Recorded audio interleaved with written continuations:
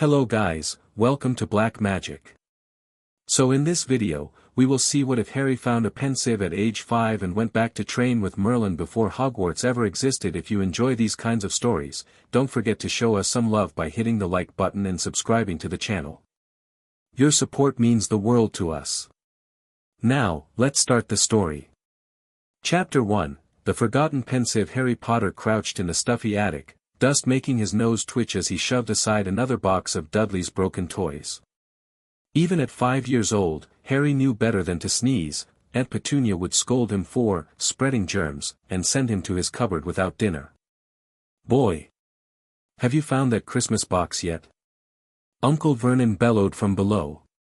"Not yet, Uncle Vernon," Harry called back, his small voice barely carrying through the floor. "Well, hurry up. Your aunt wants those decorations before nightfall." Harry sighed and pushed his glasses up his nose. The December chill seeped through the thin attic walls, making his fingers numb as he rummaged through yet another box. Christmas at the Dursleys always meant extra chores for him while Dudley got to watch telly and eat sweets. He crawled deeper into the attic, toward a shadowy corner he'd never explored before. Something shimmered there, just a flicker, like sunlight on water. Harry blinked, wondering if his eyes were playing tricks. No, there it was again. A faint blue glow coming from beneath a tattered sheet. Curiosity pulled him forward. Harry tugged at the dusty cloth, revealing a stone basin carved with strange symbols. Silvery light swirled inside like liquid moonlight. "Whoa," he breathed, leaning closer. The surface rippled as if responding to his voice. Harry's reflection stared back at him, same messy black hair, same green eyes, same lightning-shaped scar on his forehead. But something was different. His reflection smiled when he didn't. Harry reached out one hesitant finger. The silvery substance didn't look like water, but it moved like it. He probably shouldn't touch it. Aunt Petunia always slapped his hand away from things that weren't his. But no one had ever claimed this shimmering bowl. His fingertip brushed the surface. The world tilted. The attic whirled around him. Harry felt a hook behind his navel, yanking him forward. He tumbled headfirst into the basin, falling, he landed face first on damp grass. Harry pushed himself up, spitting out dirt and blinking in confusion. The Dursleys' attic was gone. Instead, he found himself in a sunlit clearing surrounded by ancient oaks. Birds chirped overhead. A stream burbled nearby. "I've gone mad," Harry whispered. "Or I hit my head and I'm dreaming." "Neither, young one," said a voice behind him. Harry whirled around so fast he nearly fell over again. A tall man with a long silver beard stood watching him. He wore deep blue robes embroidered with silver stars and moons, and leaned on a gnarled wooden staff. "Who are you?" Harry asked, backing away. "Where am I?" The old man tilted his head, studying Harry with piercing blue eyes. "A better question might be when are you? And how did you arrive here?" "When?" Harry's small forehead wrinkled. "I don't understand. I just touched that silver stuff in the basin. The old man stepped forward, suddenly alert. "What manner of basin?" "Stone with funny carvings. It was in my aunt and uncle's attic." The man's eyebrows rose so high they disappeared beneath his pointed hat. "Impossible.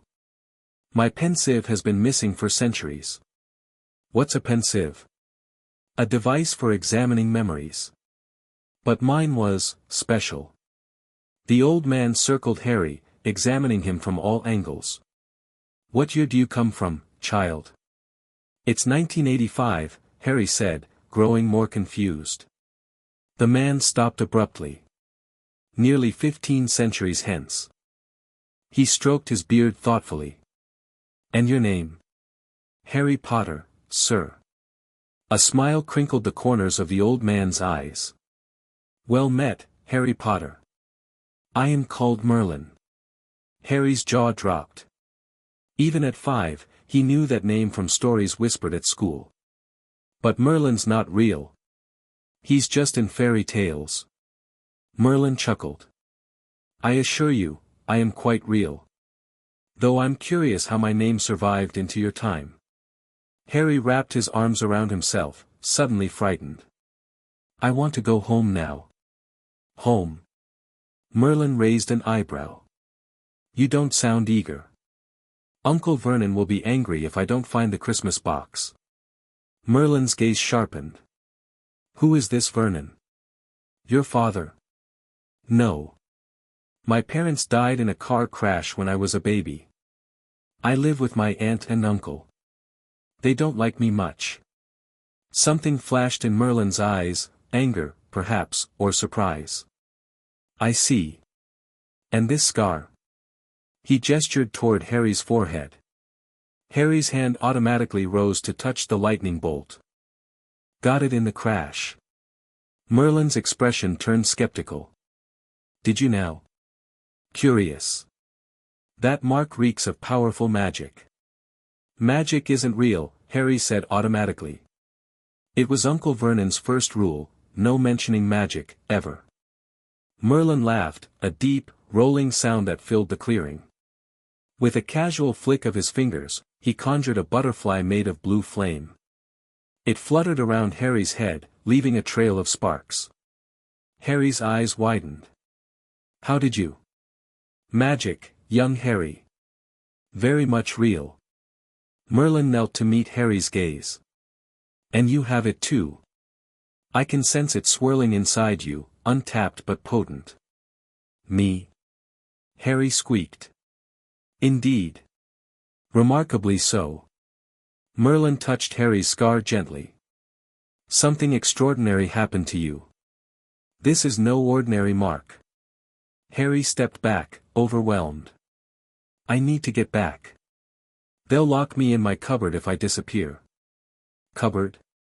Merlin's voice went dangerously quiet. Where I sleep. Under the stairs. Merlin's staff suddenly crackled with energy, making Harry jump. These relatives of yours force you to sleep in a cupboard?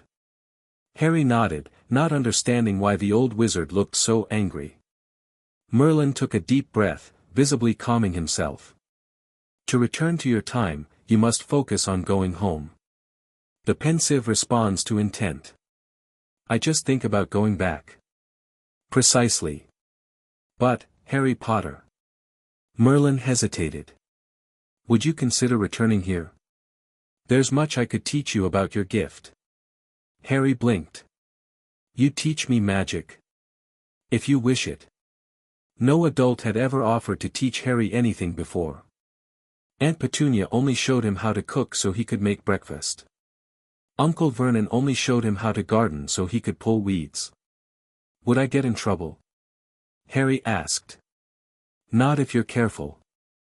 Magic responds to emotion and intent. Learn control, and none need know. Harry bit his lip, thinking. How do I come back? The same way. Focus on returning to me.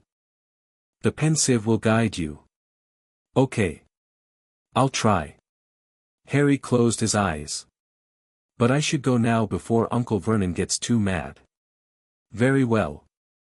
Focus on home, Harry. Picture it clearly. Harry thought of the dusty attic, the boxes of Christmas decorations, the thin shaft of light from the small window. He felt a spinning sensation, the world tilting again. He tumbled backward onto the attic floor, landing with a soft thud beside the stone basin. The silvery substance swirled innocently. Boy! Uncle Vernon shouted. What's taking so long? Harry scrambled to his feet. Coming, Uncle Vernon. He glanced back at the pensieve, then quickly covered it with the sheet again.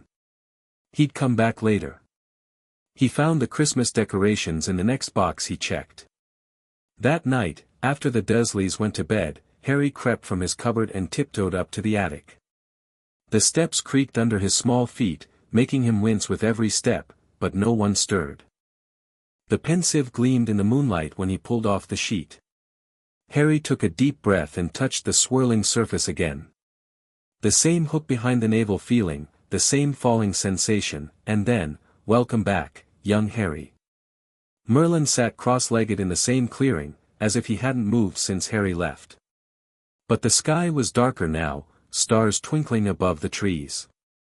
"How long was I gone?" Harry asked. "Mere hours. I suspected you would return quickly." Merlin gestured for Harry to sit. "Time moves differently between our worlds. A day there might be weeks here, or vice versa." Harry settled on the grass. "So no one will notice if I stay here a while?" "That depends on how long you remain and how the timelines align.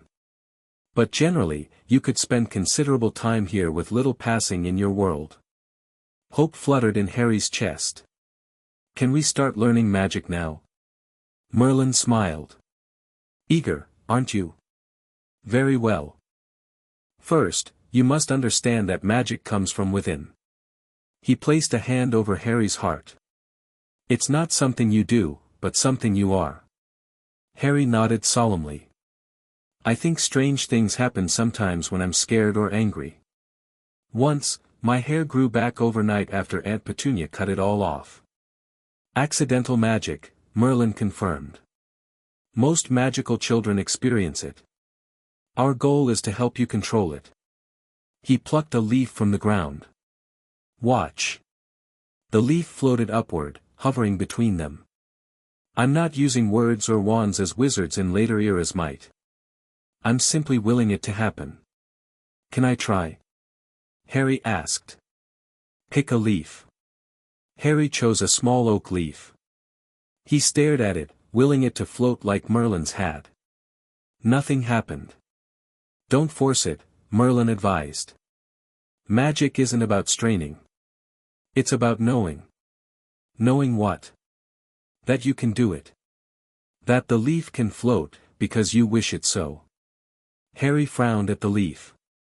He tried to feel the same certainty he'd seen in Merlin's eyes. The leaf twitched, then rose a trembling inch off the ground before falling. "Good!" Merlin exclaimed. "Exceptional for a first attempt." Harry beamed. No one had ever called him exceptional before. Again, Merlin instructed. "But this time, don't doubt." Harry tried repeatedly over the next hour. By the end, he could make the leaf hover steadily at eye level for nearly 10 seconds. "I'm doing magic," he whispered, awestruck. "Indeed you are. And with remarkable aptitude." Merlin conjured 2 cups of something steaming. "Here. You must be thirsty." Harry accepted the cup cautiously. It contained a sweet herbal tea with honey. "Why do some people have magic and others don't?" he asked between sips. A profound question. Magic exists in all things, but only some can channel it. Like music, everyone can hear it, but not everyone can create it. And I can create it. More than most, I suspect. Your magic has a distinctive feel. Ancient and new simultaneously. Merlin studied him thoughtfully. "Tell me more about your parents." Harry shrugged. "They died when I was 1. Aunt Petunia doesn't like talking about them." "What were their names?" "James and Lily Potter." Merlin nodded slowly. "And this car crash that supposedly gave you that scar, do you remember it?" Harry shook his head. "Just a green light sometimes in my dreams." "And?" He hesitated, laughing. Cold laughing. Merlin leaned forward. "Green light? Not from any car I know of. That's all I remember." "I believe your relatives may have been less than truthful about your parents' fate." Harry's eyes widened. "You think they lied? That mark on your forehead was made by powerful, dark magic. No ordinary accident would cause it." Harry touched his scar. "But why would they lie? Perhaps they fear magic. Or perhaps they don't know the truth themselves." Merlin set down his cup. "No matter. In time, we'll uncover what really happened." They practiced more magic until Harry began yawning. The sky had darkened completely, stars twinkling overhead in patterns Harry didn't recognize. "You should return," Merlin said. "Rest. Come back when you can. Tomorrow night. If possible.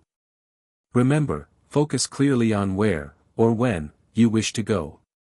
Harry nodded, concentrating on the Dursleys' attic. The world spun away. Weeks passed in Harry's world, but he spent months learning from Merlin. Each night, he'd sneak to the attic and slip into the Pensieve. Each morning, he'd return just before dawn, exhausted but exhilarated. He learned to move objects with his mind, to sense magic in his surroundings, to call small flames to his fingertips. Merlin taught him meditation to control his emotions, crucial for preventing accidental magic around the Dursleys. Harry tried not to let his new confidence show too obviously. He still cooked breakfast, still weeded the garden, still pretended to be ordinary. But inside, everything had changed. One morning in February, Dudley tripped Harry in the school playground, sending him sprawling.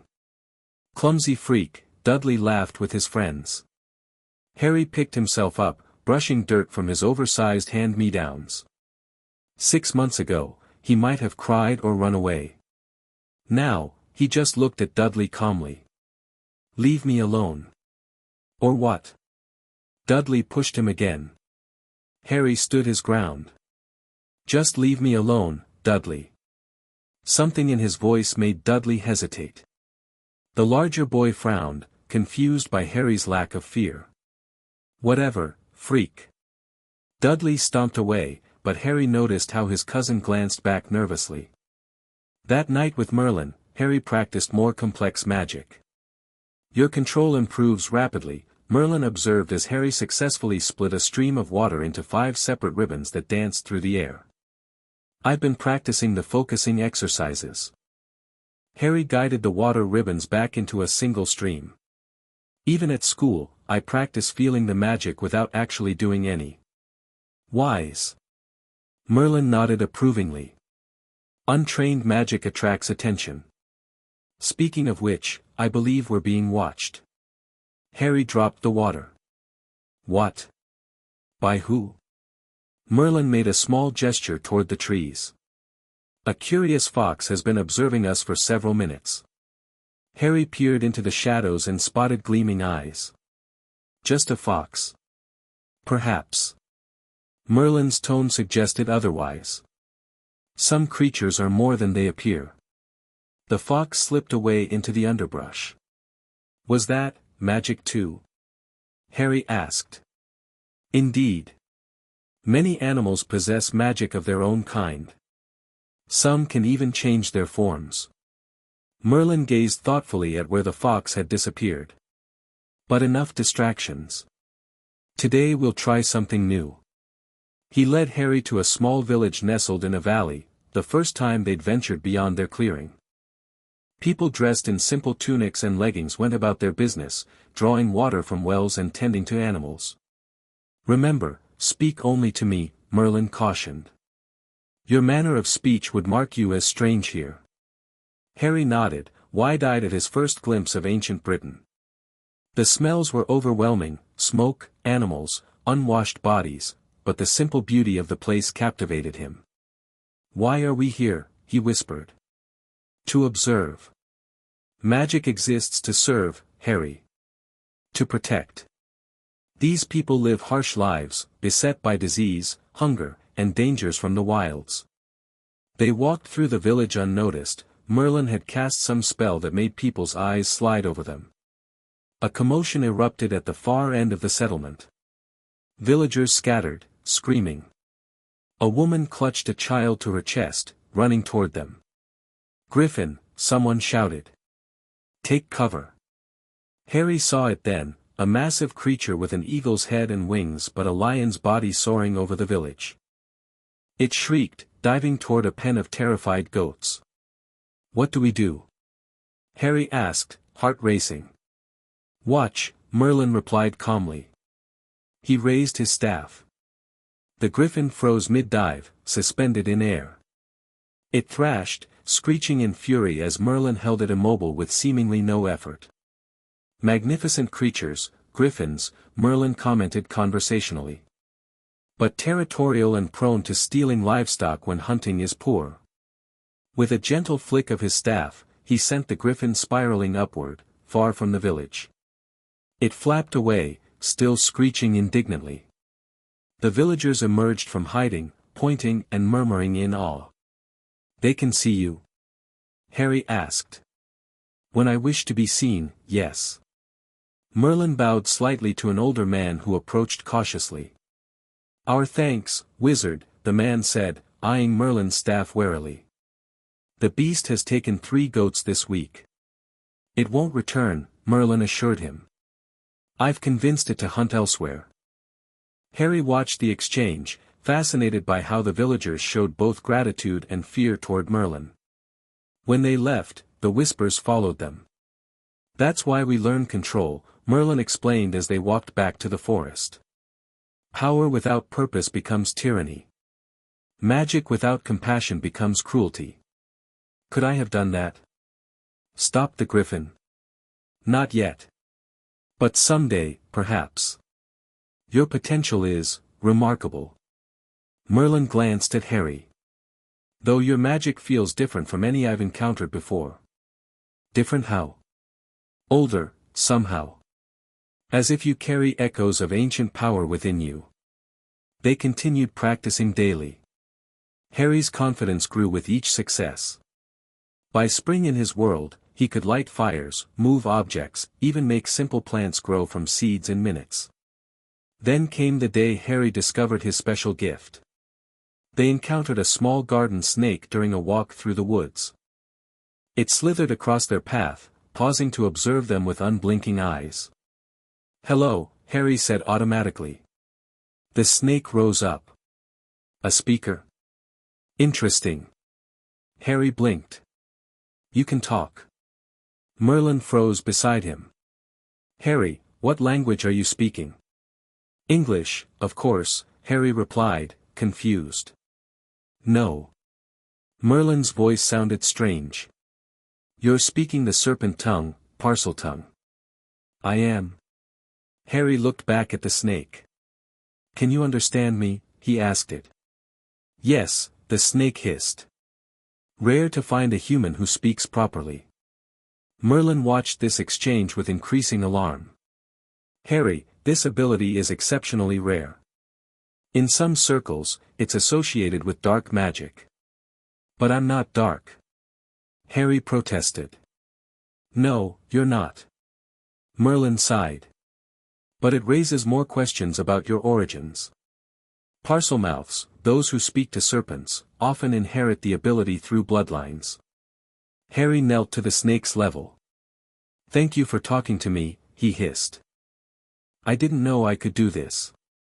The snake bobbed its head in what seemed like a nod, then slithered away. "Is it bad that I can do this?" Harry asked Merlin worriedly. "No ability is inherently evil, Harry. But this one."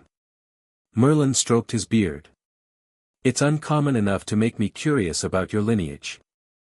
In the months that followed, Harry's training intensified. Merlin seemed driven by a new urgency, as if racing against some invisible clock.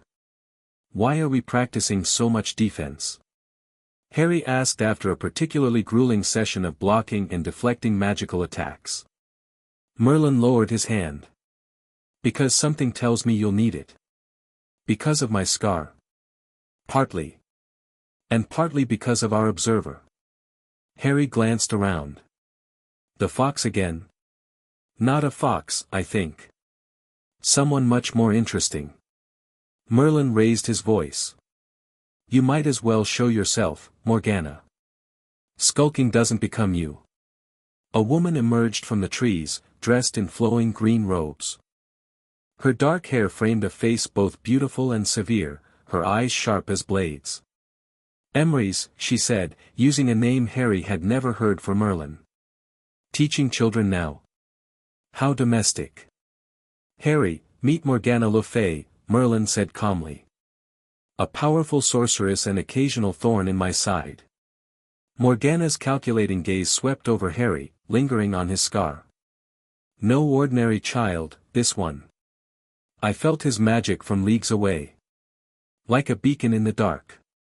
She circled Harry slowly. Where did you find such a curiosity, Emrys? He found me, actually. Did he indeed? Her lips curved in a smile that didn't reach her eyes. And what extraordinary magic have you been teaching him? The basics. Control. Discipline. Morgana laughed. How tedious. The boy has power that could crack mountains, and you have him floating leaves. Harry's eyes widened. I can crack mountains. Not yet, Merlin said firmly. But someday, Morgana countered. With the right teacher. Merlin stepped between them. What do you want, Morgana? Merely satisfying my curiosity about the child with 2 auras. Harry frowned. 2 auras? You haven't told him? Morgana's eyebrows rose. How interesting. Yes, child. Your magic carries 2 distinct signatures, your own bright power, and something darker, older. Something that clings to you like a shadow. Her fingers hovered near his scar without touching it. Merlin gripped his staff tighter.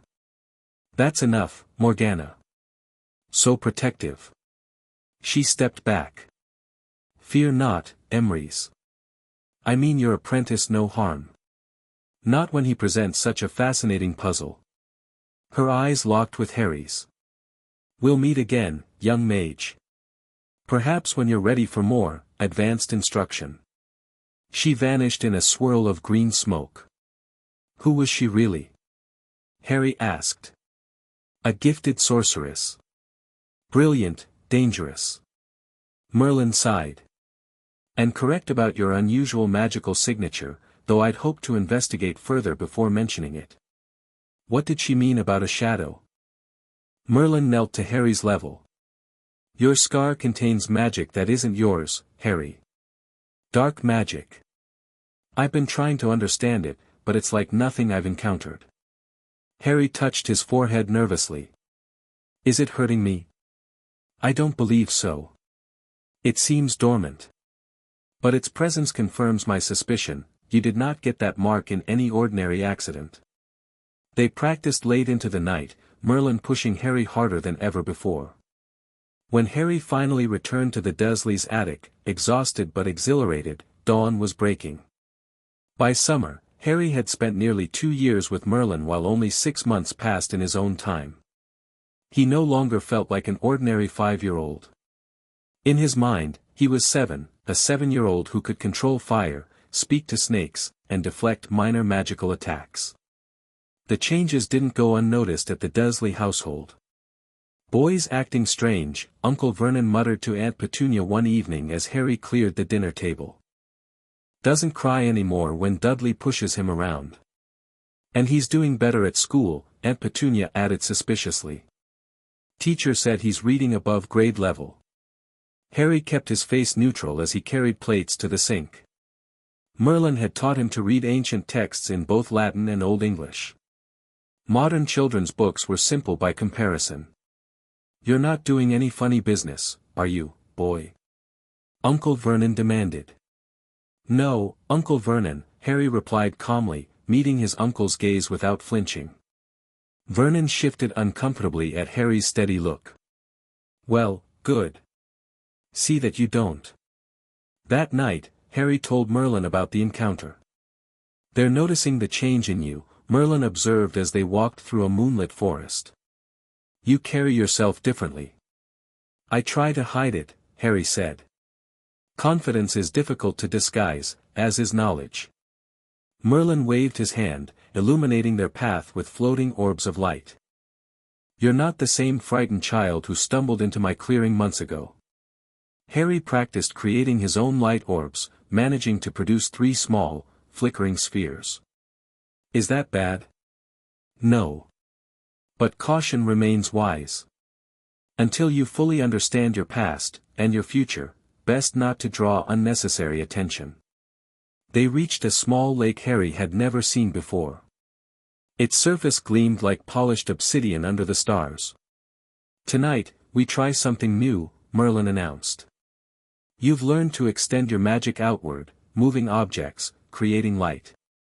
Now you'll learn to direct it inward. What does that mean? Transformation. Changing yourself rather than your surroundings. Merlin pointed to the lake. Look at your reflection. Harry peered at his small face in the dark water. Now imagine your hair turning blue, Merlin instructed. Not by dyeing it, but by willing each strand to change color. Harry concentrated, picturing his messy black hair turning bright blue. For a minute, nothing happened. Then slowly, starting at the roots, his hair began changing, black to navy to cobalt to sky blue. I did it! Harry exclaimed, watching his reflection in amazement. Excellent! Now change it back. Changing it back proved harder. It took nearly 20 minutes of concentration before his hair returned to its natural black. Self-transformation is always more challenging, Merlin explained. The body resists change. But mastering this will help with accidental magic. If you can control your own transformations, incidents like your overnight hair growth won't happen. They practiced for hours. By dawn, Harry could change his hair color at will and had even managed to lengthen and shorten it slightly. One last lesson before you return, Merlin said. The most important yet. He sat cross-legged by the lake, motioning for Harry to join him. Close your eyes. Picture your magic as a pool of light inside you. Harry obeyed, finding that familiar warm glow at his center. Now imagine drawing a small thread of that light up through your body, into your hand. Harry concentrated, visualizing a thin golden thread rising from his magical core. Open your eyes, but hold that thread in your mind. Harry looked down at his palm. A tiny flame danced there, no bigger than a match head, but steady and controlled. I'm doing it, he whispered. Your first truly controlled wandless magic, Merlin said proudly. Not responding to emotion or desperation, but to pure intent. The flame flickered out as Harry's concentration broke, but the achievement left him glowing with pride. Practice this daily, Merlin instructed. Even when you cannot return to me. A few moments of focus each day will strengthen your control immensely. Harry nodded eagerly. I will. When he returned to the Dursleys that morning, something felt different. The world seemed sharper, clearer, as if learning to control his inner magic had enhanced his perception of everything around him. At breakfast, Dudley knocked over Harry's juice deliberately.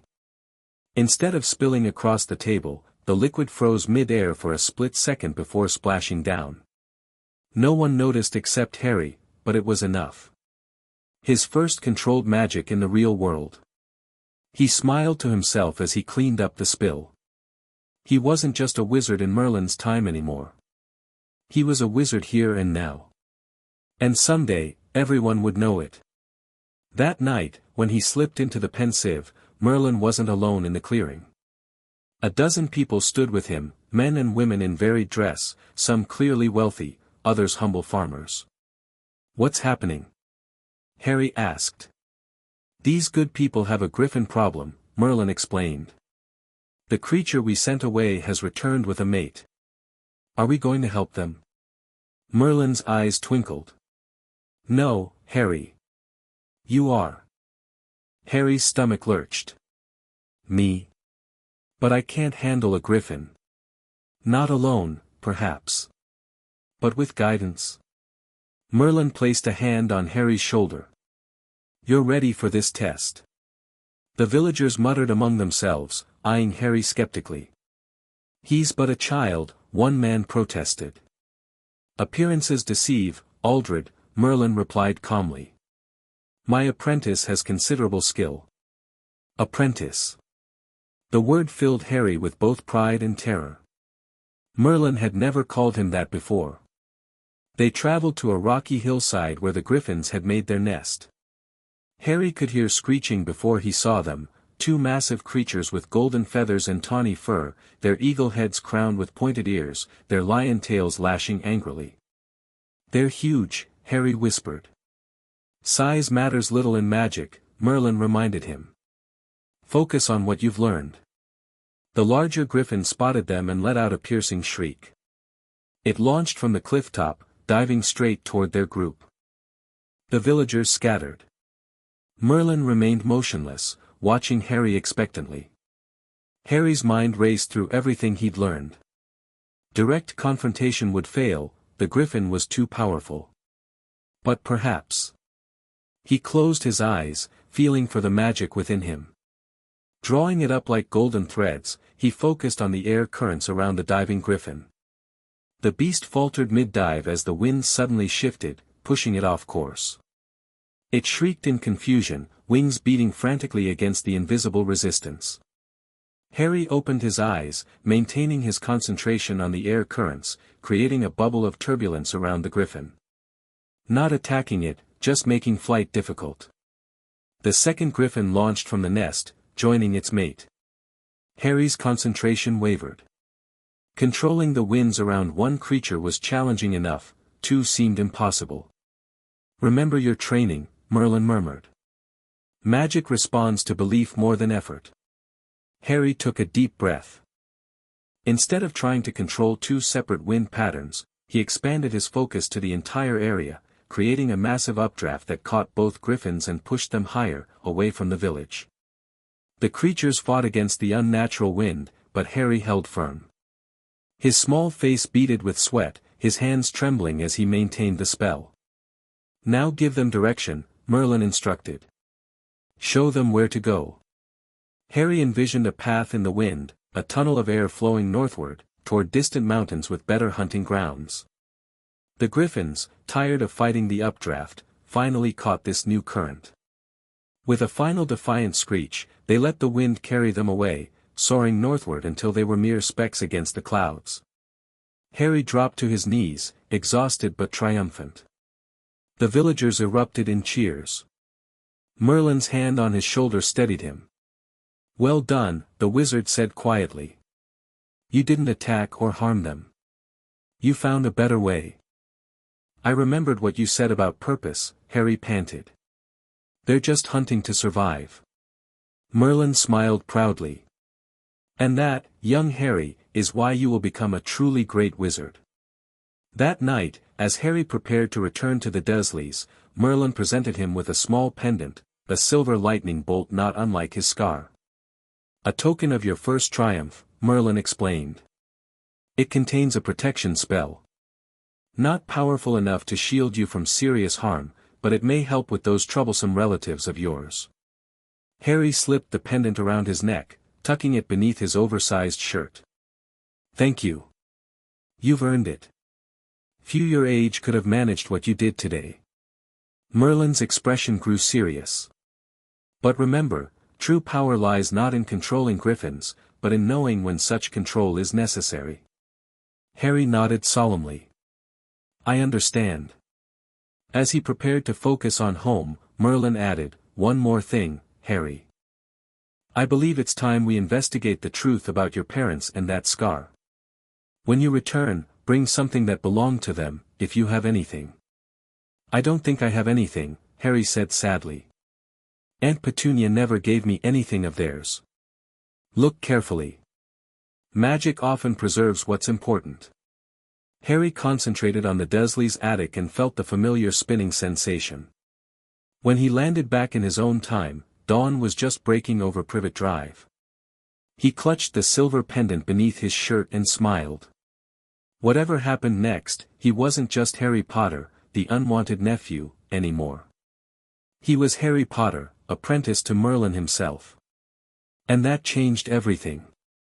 Chapter 2, Two Worlds, One Wizard. You're doing it again, Potter, Dudley hissed, jabbing Harry's ribs with a pudgy finger.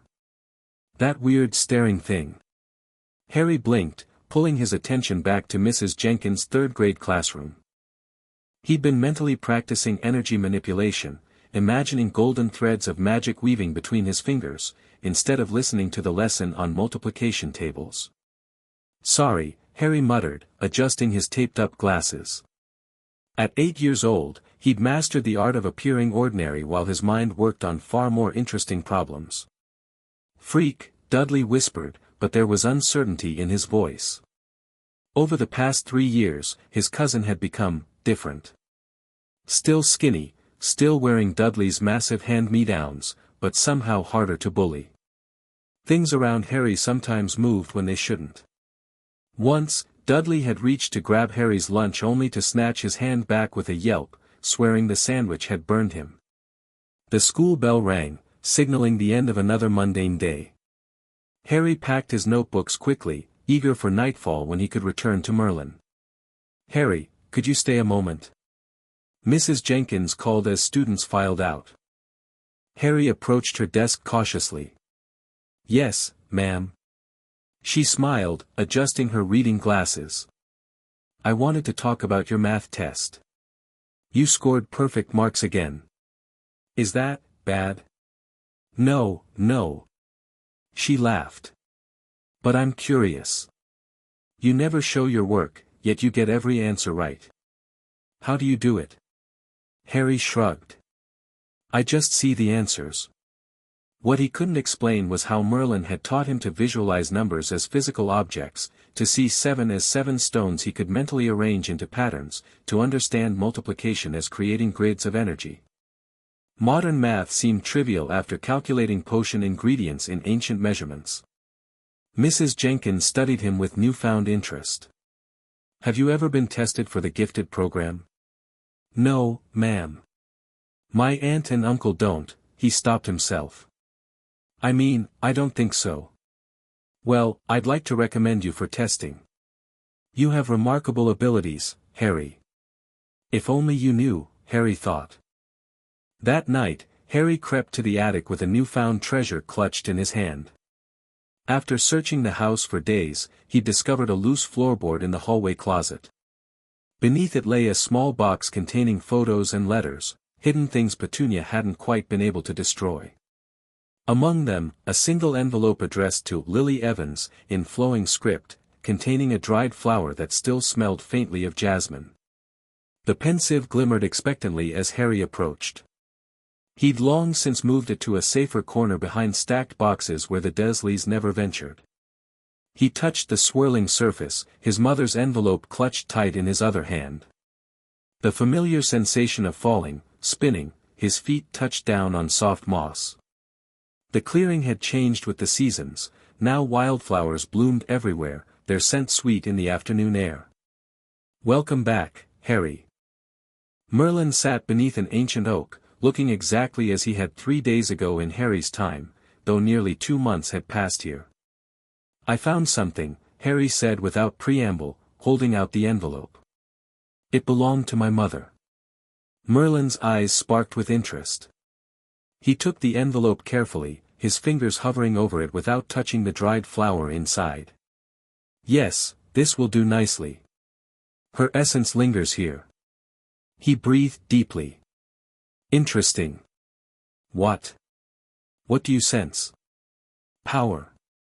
Different from yours, but unmistakably magical." Merlin raised an eyebrow. "Your mother was a witch, Harry." "A witch?" Harry's voice cracked. Despite 3 years of magical training, the revelation stunned him. "But Aunt Petunia always said, that your parents died in a car crash." "Yes, you mentioned." Merlin handed the envelope back. "Another lie, I suspect. No ordinary witch would die so mundanely." Harry clutched the envelope tighter. "Can we find out what really happened?" "Indeed we can. We'll need a proper scrying pool." Merlin stood, brushing leaves from his robes. "But first, I believe we have company." A small figure darted between distant trees, too quick to clearly see. "Morgana again?" "No." Merlin smiled. "Someone far less dangerous but perhaps more relevant to your education." He raised his voice. "You might as well join us, Elva. Your hiding skills need considerable work." A girl emerged from the forest, perhaps Harry's age or slightly older. She wore a simple brown dress with intricate embroidery around the hem, her copper-colored hair tied in complex braids adorned with small wooden beads. I wasn't hiding, she declared, lifting her chin defiantly. I was observing. Father says watching is how we learn. And your father is a wise man, Merlin agreed. Harry, meet Elva. Her father is chief druid to King Uther's court. Elva studied Harry with unabashed curiosity. You wear strange garments. Harry glanced down at his oversized jeans and t-shirt, Dudley's cast-offs.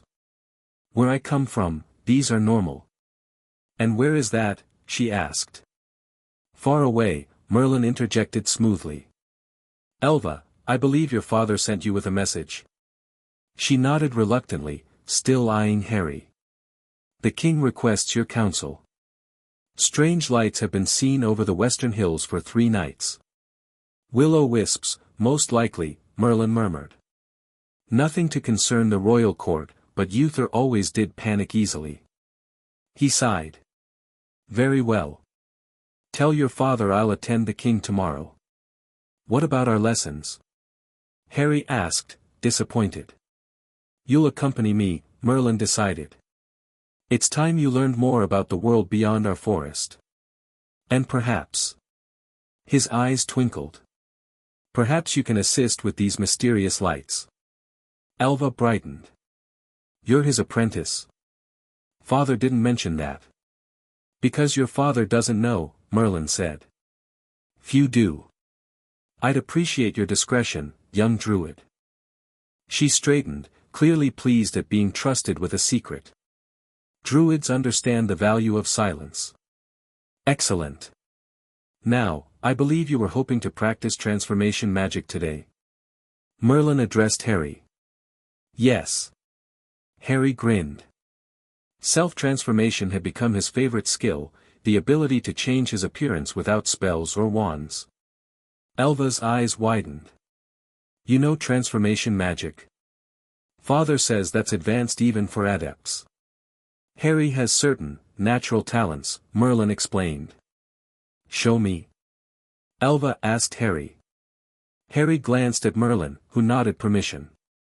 Closing his eyes, Harry concentrated on his hair, willing it to shift from black to a bright turquoise. When he opened his eyes, Elva was staring in astonishment. Without a potion or incantation, she breathed. Harry changed his hair back, then made his eyes shift from green to violet. Remarkable, Elva whispered. She turned to Merlin. Could I stay for the lesson? Please. Father wouldn't mind. Your father most certainly would mind, Merlin countered, but his tone was gentle. However, since you've discovered us, perhaps a compromise. You may observe Harry's training, provided you practice your own meditation exercises simultaneously. She nodded eagerly. For the next few hours, Harry worked on more challenging transformations, altering his height by several inches, changing the shape of his nose, even briefly transforming his fingers to be longer and thinner. The key, Merlin instructed, is understanding that your body's natural state wants to reassert itself. You must maintain concentration to hold changes. Elva watched intently while pretending to meditate, her eyes barely closed. When Merlin stepped away briefly to gather herbs, she whispered to Harry, "Where are you really from? Your accent is strange." "I can't tell you," Harry said. "Merlin says it's dangerous to share too much about the future." Her eyes widened. "The future? You're a seer." "Not exactly. It's complicated." "Is that how you do magic differently? Because you're from another time?" Harry hesitated. "Maybe. But Merlin says I have unusual abilities even for people like me. Because of that mark." She pointed to his forehead. Self-consciously, Harry flattened his hair over his scar. "How do you know about that?" "Father says there's a prophecy about a marked child who walks between worlds." She leaned closer. "Is that you?" Before Harry could answer, Merlin returned. "I see meditation has evolved to include conversation," he observed dryly. Elva blushed. "Sorry, Master Merlin. Gather your things, child." You should return to your father before he sends a search party. With obvious reluctance, Elva stood. Will you be at court tomorrow? She asked Harry. Yes, Merlin answered for him. Though he'll look quite different. Court is no place to draw attention. She nodded, understanding. Until tomorrow, then. With a quick smile at Harry, she darted back into the forest. You didn't tell me there were other magical children here, Harry said once she'd gone. Elva isn't just any magical child. The Druids are an ancient order, keepers of many secrets. Merlin stroked his beard thoughtfully. Her interest in you is noteworthy. She mentioned a prophecy about a marked child. Did she now? Merlin's expression revealed nothing. Druids do love their prophecies. Now, about your mother's memento. They moved to a small pond near their clearing. Merlin knelt beside it, gesturing for Harry to join him. Place the envelope on the water's surface, he instructed. Don't worry, it won't sink. Harry hesitantly placed his mother's envelope on the still water. As promised, it floated perfectly, not even dampening. Now, focus on your questions. Who were your parents? How did they die? What gave you that scar? Harry concentrated, picturing his parents' faces from the photos he'd found. The water began to ripple, then swirl. Colors formed beneath the surface, red like his mother's hair, flashes of light, a dark shape. I see something. Harry gasped. Don't break your concentration, Merlin warned. Let the vision form fully. The colors coalesced into a scene, a small cottage, a garden gate, a tall man with glasses laughing as he lifted a baby, Harry, into the air. That's my dad, Harry whispered. The scene shifted. Harry's mother, so vibrant, so alive, cooking dinner while tiny sparks danced from a wand in her hand. Magic. Real magic, like the wizards Merlin had told him about from later eras. They were both magical, Harry realized. Indeed, Merlin murmured. And living in a wizarding community, by the look of it. The water darkened suddenly. Night fell in the vision. A cloaked figure approached the cottage. Harry's father shouted, Lily, take Harry and go. A flash of green light, the same from Harry's nightmares. Harry flinched but kept watching. His mother barricaded herself in a nursery, cradling baby Harry. The door blasted open. A tall figure with glowing red eyes entered. His mother pleaded, then stood defiantly between the attacker and Harry's crib. Another green flash. His mother fell. No. Harry cried. The red-eyed figure turned toward baby Harry, raising what looked like a wand. A third green flash, but this time, the light rebounded. The dark figure screamed, his form seeming to tear apart while the cottage crumbled around them. Baby Harry cried in his crib, a fresh lightning bolt cut bleeding on his forehead. The water stilled, the envelope floating innocently once more. Harry sat back, tears streaming down his face. He killed them. That thing with red eyes. Merlin placed a comforting hand on Harry's shoulder. A dark wizard of tremendous power. And you, a mere infant, somehow defeated him. But how? Your mother's sacrifice, perhaps. Love has magic deeper than most understand.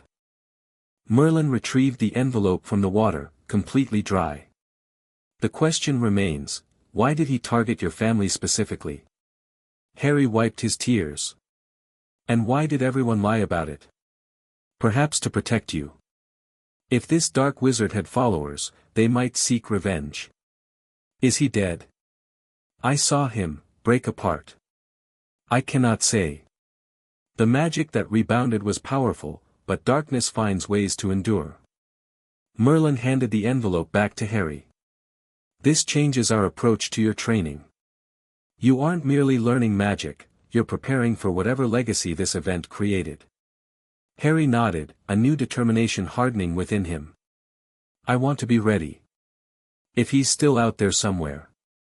Then you'll face him as a fully trained wizard, not a helpless child. Merlin stood. But first, we have a royal court to attend and mysterious lights to investigate. Rest now. Tomorrow will be eventful. Harry tried to focus on returning to the Dursleys, but his mind kept replaying the vision of his parents' deaths. It took 3 attempts before he successfully spun back to the attic, clutching his mother's envelope like a lifeline. The next evening, Harry returned to find Merlin waiting with unfamiliar clothes, a simple tunic, leggings, and a hooded cloak. Your attire would raise too many questions at court, Merlin explained. And we'll need to alter your appearance slightly. After changing, Harry transformed his hair to a light brown and made his scar disappear, a trick that had taken months to master. What about my eyes? He asked. Elva noticed they were unusual. Keep them. Green eyes aren't unheard of, and changing too much risks forgetting your true form.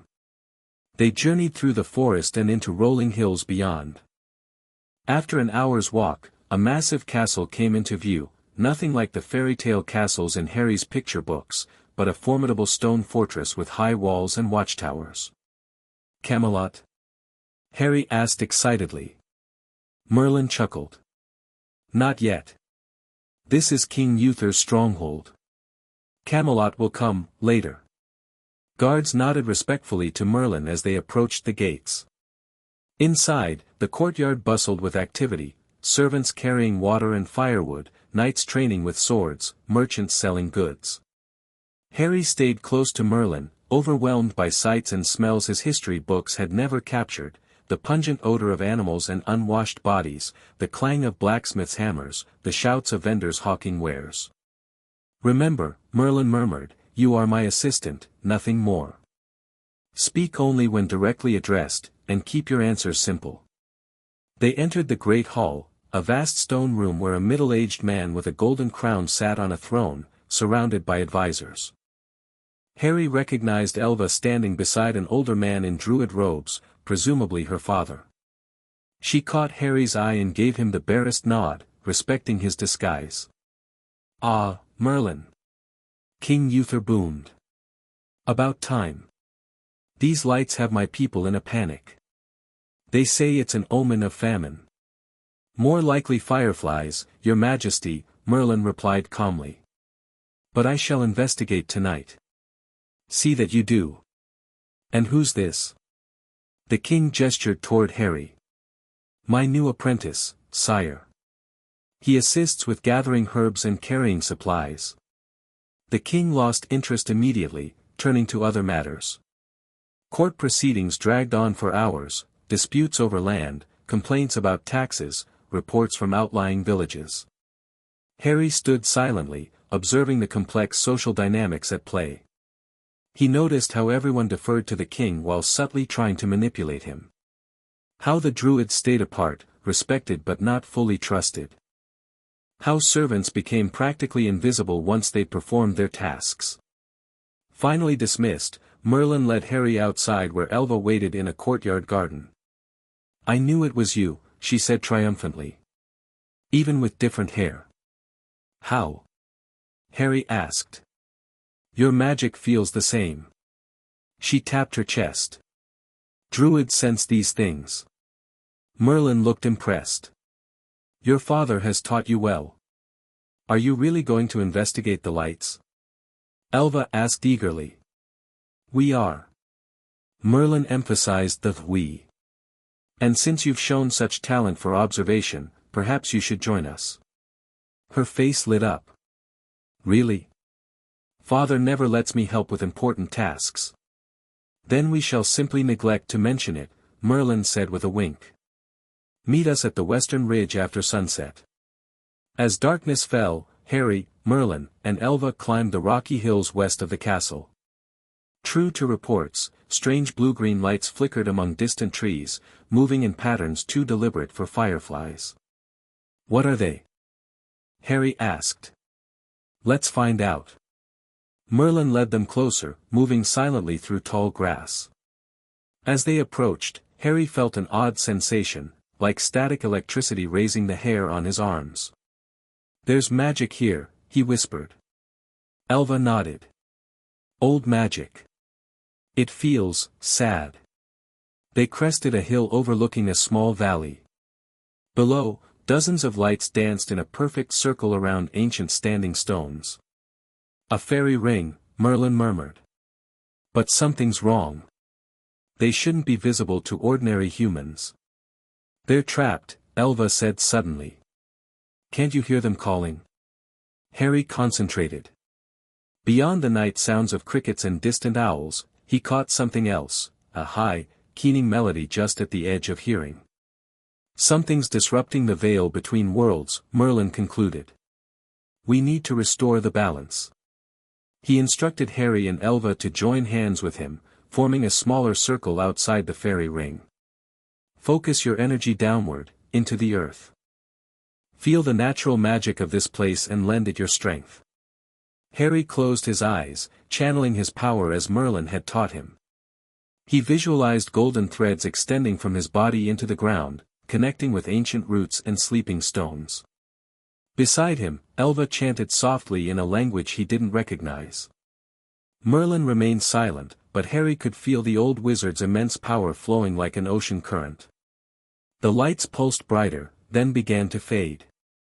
Not disappearing, but becoming less substantial, shifting back to whatever realm they properly inhabited. It's working, Elva whispered. A final flash illuminated the valley. When Harry's vision cleared, the lights had vanished. Well done, Merlin said. The balance is restored. What caused it? Harry asked. A weakening of the boundaries. It happens sometimes when powerful magic is used nearby. Merlin gave Harry a significant look. Perhaps our scrying session yesterday had unforeseen consequences. Harry's stomach dropped. I did this? Not intentionally. But your connection to that dark wizard's magic may have temporarily thinned the veil. Elva stared at Harry with renewed interest. What dark wizard? A matter for another time, Merlin said firmly. For now, we should return you to the castle before your father notices your absence. As they walked back, Elva fell into step beside Harry. You're not just from the future, are you? You're someone important. Harry shrugged uncomfortably. I don't feel important. The marked child who survived death's green light, she murmured. Father says the prophecy is ancient, from before even Merlin's time. Elva, Merlin called from ahead. Your speculation, while impressive, is better kept to yourself. She smiled apologetically at Harry but whispered, we'll talk more tomorrow. Over the following weeks, Elva became a regular presence during Harry's training. While Merlin initially seemed hesitant, he eventually incorporated her into their lessons, teaching Harry offensive magic while Elva learned defensive techniques. Balance in all things, Merlin explained. Harry's natural talents lean toward direct action. Elva's gifts lie in protection and healing. Together, you complement each other. They practiced in the forest clearing, Harry sending controlled bursts of energy at targets while Elva created barriers to deflect them. Sometimes they switched roles, forcing each to develop their weaker skills. Between lessons, Elva told Harry about life among the Druids, their ceremonies marking seasonal changes, their careful stewardship of sacred groves, their oral traditions preserving knowledge across generations. In return, Harry cautiously shared stories about his own time, describing modern inventions like cars and televisions in terms Elva could understand. Metal carriages that move without horses, she marveled. And boxes that show events happening far away.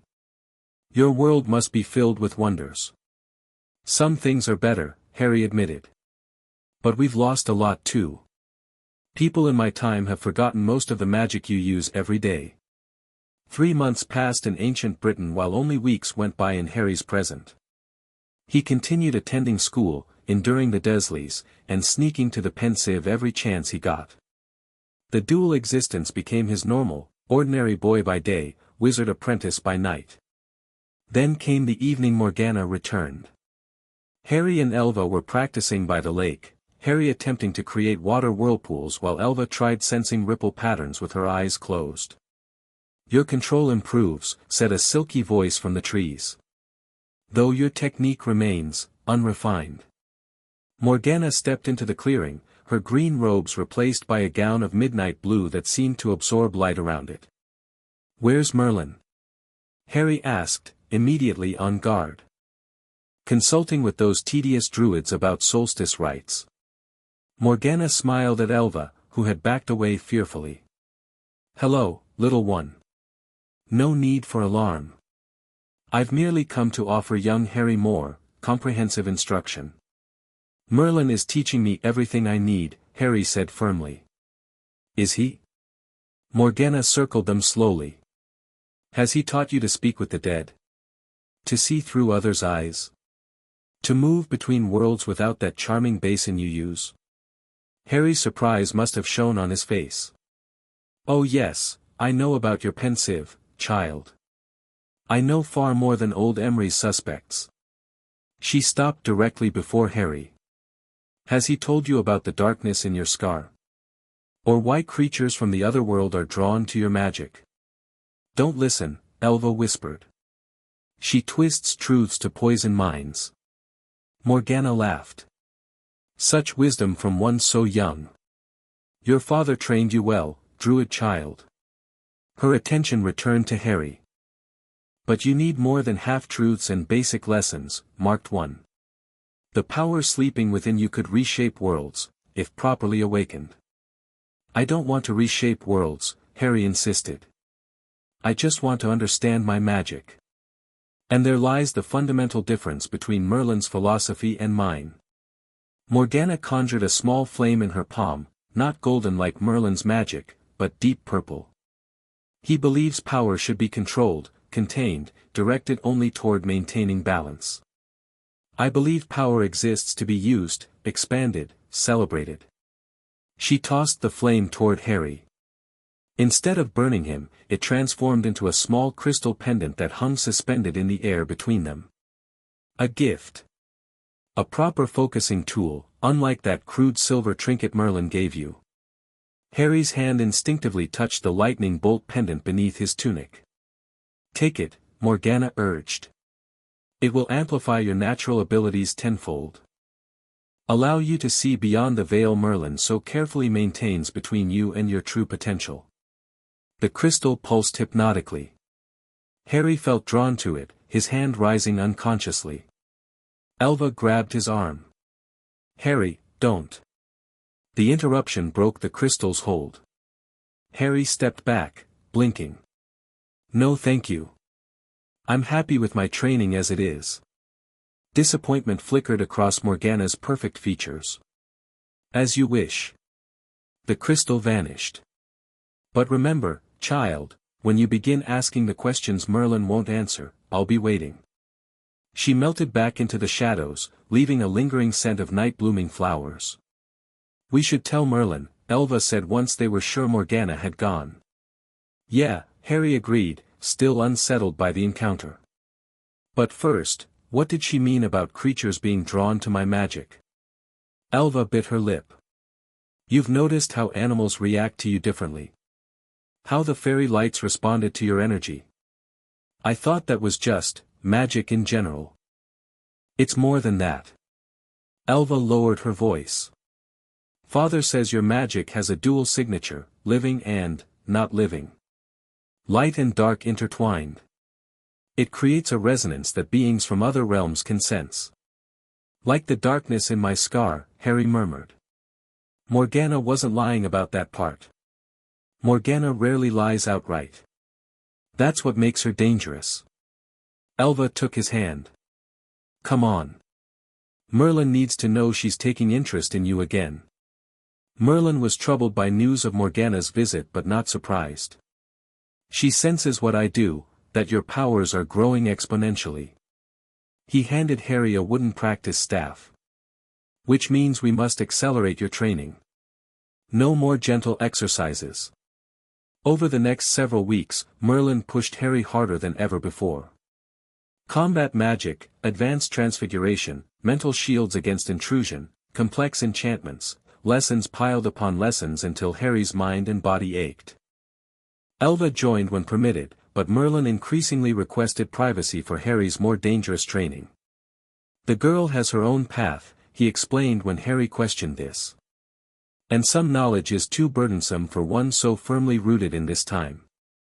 During one particularly grueling session, Harry finally asked the question that had bothered him since Morgana's visit. What exactly is the darkness in my scar? You've never fully explained it. Merlin sighed, lowering his staff.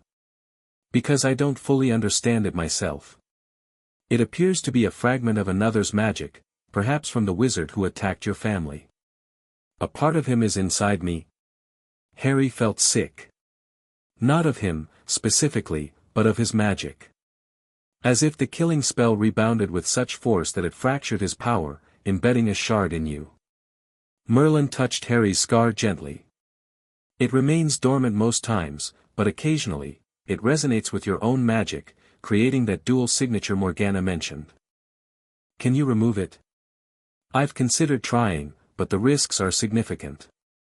It's been part of you since infancy, intertwined with your developing powers. Extracting it could damage your own magical core. Harry processed this disturbing information. So I'm stuck with it. Forever. Not necessarily. As your own magic matures, you may naturally subsume or neutralize this foreign element. Merlin squeezed Harry's shoulder reassuringly. For now, learning to control and direct all aspects of your power remains the priority. That night, returning to the Dursleys, Harry felt the weight of his double life more keenly than ever. In ancient Britain, he grappled with dark magic fragments and sorceresses offering forbidden knowledge. At Privet Drive, he pretended to struggle with multiplication tables and avoided Dudley's increasingly half-hearted bullying. The contrast had never seemed more absurd. Aunt Petunia noticed his distraction at breakfast. What's wrong with you, boy? You've been stirring that porridge for 5 minutes. Nothing, Harry mumbled. Just thinking about school. Well, stop thinking and start eating. I need those dishes washed before you leave. Harry nodded mechanically, but as he raised his spoon, the porridge briefly glowed with faint golden light. He quickly suppressed his magic before anyone noticed. These small slips had become more frequent. As his power grew under Merlin's tutelage, maintaining absolute control in the modern world became increasingly challenging. Emotions he once suppressed now triggered magical responses. Anger made light bulbs flicker. Happiness caused plants to bloom out of season. Even dreams carried magical consequences. He'd woken one morning to find his pillow floating 3 feet above his cupboard floor. At school that day, Harry's third-grade teacher announced a special guest. Class, this is Dr. Campbell from the Educational Assessment Board. He'll be observing today and may speak with some of you individually. Harry barely glanced at the tall man in the tweed jacket until he felt a strange sensation, like fingers brushing against his mind. His head snapped up. Dr. Campbell was staring directly at him, an intensity in his gaze that seemed anything but casual. Harry immediately raised the mental shields Merlin had taught him. The probing sensation disappeared. Campbell's eyebrows rose fractionally, the only indication of surprise, before he turned his attention elsewhere. Throughout the morning, Harry felt the man's gaze returning to him periodically. When recess came, Harry wasn't surprised to hear his name called. Harry Potter. Could I speak with you for a moment? Reluctantly, Harry approached Campbell's desk while other students rushed outside. Fascinating, Campbell murmured. You have remarkable mental barriers for someone so young. Harry said nothing, maintaining his shields. No need for concern. Campbell smiled thinly. I'm not here to harm you. Merely to confirm certain anomalies that have been detected in this area. What kind of anomalies? Harry asked cautiously. Magical ones. Quite powerful, in fact. Campbell leaned forward. You see, the Ministry monitors underage magic, especially around Muggle dwellings. This neighborhood has registered several unusual spikes recently. Ministry? Muggle? The terms meant nothing to Harry, yet sounded vaguely familiar. "I don't know what you're talking about," Harry said, edging toward the door. "I think you do." Campbell's voice remained pleasant, but his eyes hardened. "That scar on your forehead. You're Harry Potter. The Harry Potter. You should have been raised with knowledge of our world, yet here you are among muggles, somehow performing wandless magic far beyond your years." Harry's mind raced. This man knew about magic. Knew about him specifically. But something felt wrong. The way Campbell spoke suggested he expected Harry to be completely ignorant of his abilities. "I need to go to recess," Harry said firmly. Campbell sighed. "Very well. But I'll be reporting this situation. Expect further contact, Mr. Potter." Harry rushed outside, heart pounding. Something important had just happened, a connection to the wizarding world his parents had belonged to. But instinct told him to be cautious. Campbell hadn't felt trustworthy. That night, Harry practically dove into the Pensieve, desperate to reach Merlin. "We have a problem," he blurted upon arrival. "Someone magical came to my school. He knew about me, called me the Harry Potter, like I'm famous or something. Mentioned a ministry that monitors underage magic." Merlin set aside the ancient text he'd been studying. "Did he identify himself?" "Dr. Campbell from some educational board." "But that was obviously fake." "Did he threaten you?" "Not exactly. He seemed confused. Like he expected me to know nothing about magic, then was surprised when I blocked him from reading my mind." Merlin paced the clearing, stroking his beard. "This complicates matters. I suspected your world had organized magical governance. Your parents clearly belonged to a structured wizarding society. Now that society has noticed you. What do I do if they come back?" "Maintain your mental shields but don't demonstrate obvious magical knowledge.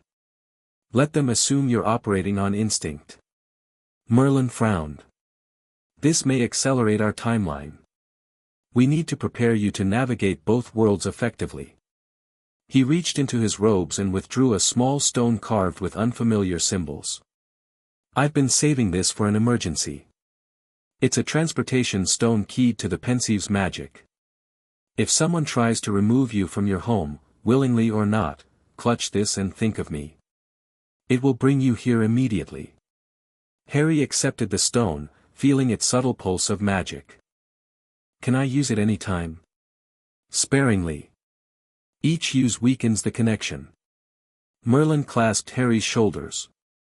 "More importantly, we must determine what these wizards know about you.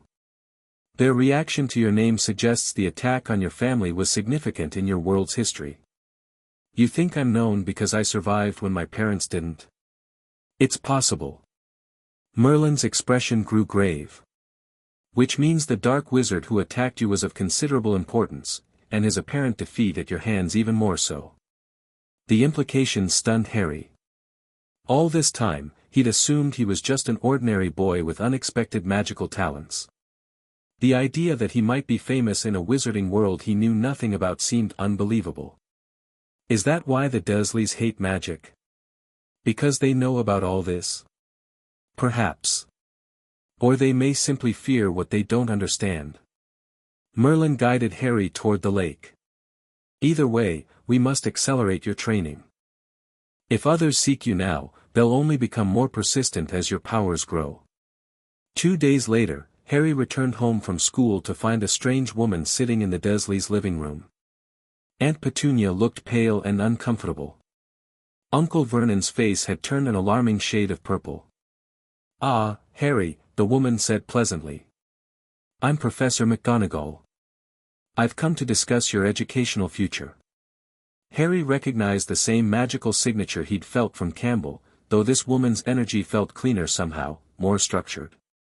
She wore an ordinary business suit, but something about her posture suggested she'd be more comfortable in robes.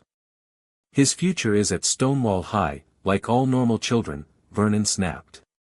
"We never agreed to any special programs. Mr. Potter's name has been down for our institution since birth," McGonagall replied calmly. His parents were both distinguished alumni. We swore when we took him in we'd put a stop to all that nonsense. Vernon's mustache quivered with indignation. McGonagall's eyes narrowed. I see. Perhaps I should speak with Harry privately. You'll do no such. It's fine, Uncle Vernon, Harry interrupted, surprising everyone including himself. I'd like to hear about my parents' school. Vernon looked ready to explode but fell silent when McGonagall fixed him with a stern glare. Perhaps Harry could show me the garden, she suggested with deceptive mildness. I understand you keep it quite nice.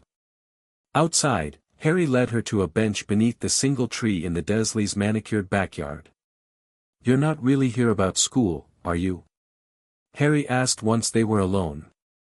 Not a normal school, anyway. McGonagall studied him curiously. You're more perceptive than I expected. No, Mr. Potter. I'm here because unusual magic has been detected around you, magic that shouldn't be possible for an untrained wizard your age. What kind of magic? Controlled wandless manipulation. Self-transfiguration. Even crude mental shields. She leaned forward. Someone has been teaching you, Mr. Potter. I need to know who. Harry maintained the innocent expression he'd perfected for the Dursleys. I don't understand. What's wandless manip, whatever you said? McGonagall wasn't fooled. Mr. Potter, I've taught children for over 30 years. I recognize evasion when I see it. Her voice softened slightly. I'm not here to punish you. But untrained magic can be dangerous. If someone has been interfering with your development, no one's interfering with me, Harry said truthfully. I'm learning exactly what I need to. From whom? Harry shrugged. I figured things out myself. Impossible. McGonagall's lips thinned. Even the most gifted magical children cannot perform controlled transfiguration without proper instruction. Yet Mr. Campbell observed your hair changing color briefly during a moment of stress. Harry silently cursed his slipping control. Maybe I'm just special. You are certainly that, Mr. Potter. More than you know. McGonagall sighed. I had hoped for honesty, but I see you're determined to protect your teacher. She reached into her handbag and withdrew a thick envelope addressed in emerald green ink, Mr. H. Potter, the cupboard under the stairs 4, Privet Drive, Little Whinging, Surrey. Harry's eyes widened at the precise address. How did you know where I sleep? Magic, Mr. Potter. She handed him the envelope. This would normally arrive on your 11th birthday, but given the circumstances, I thought you should receive it early. It explains your heritage and your place in our world. Harry opened it with trembling fingers.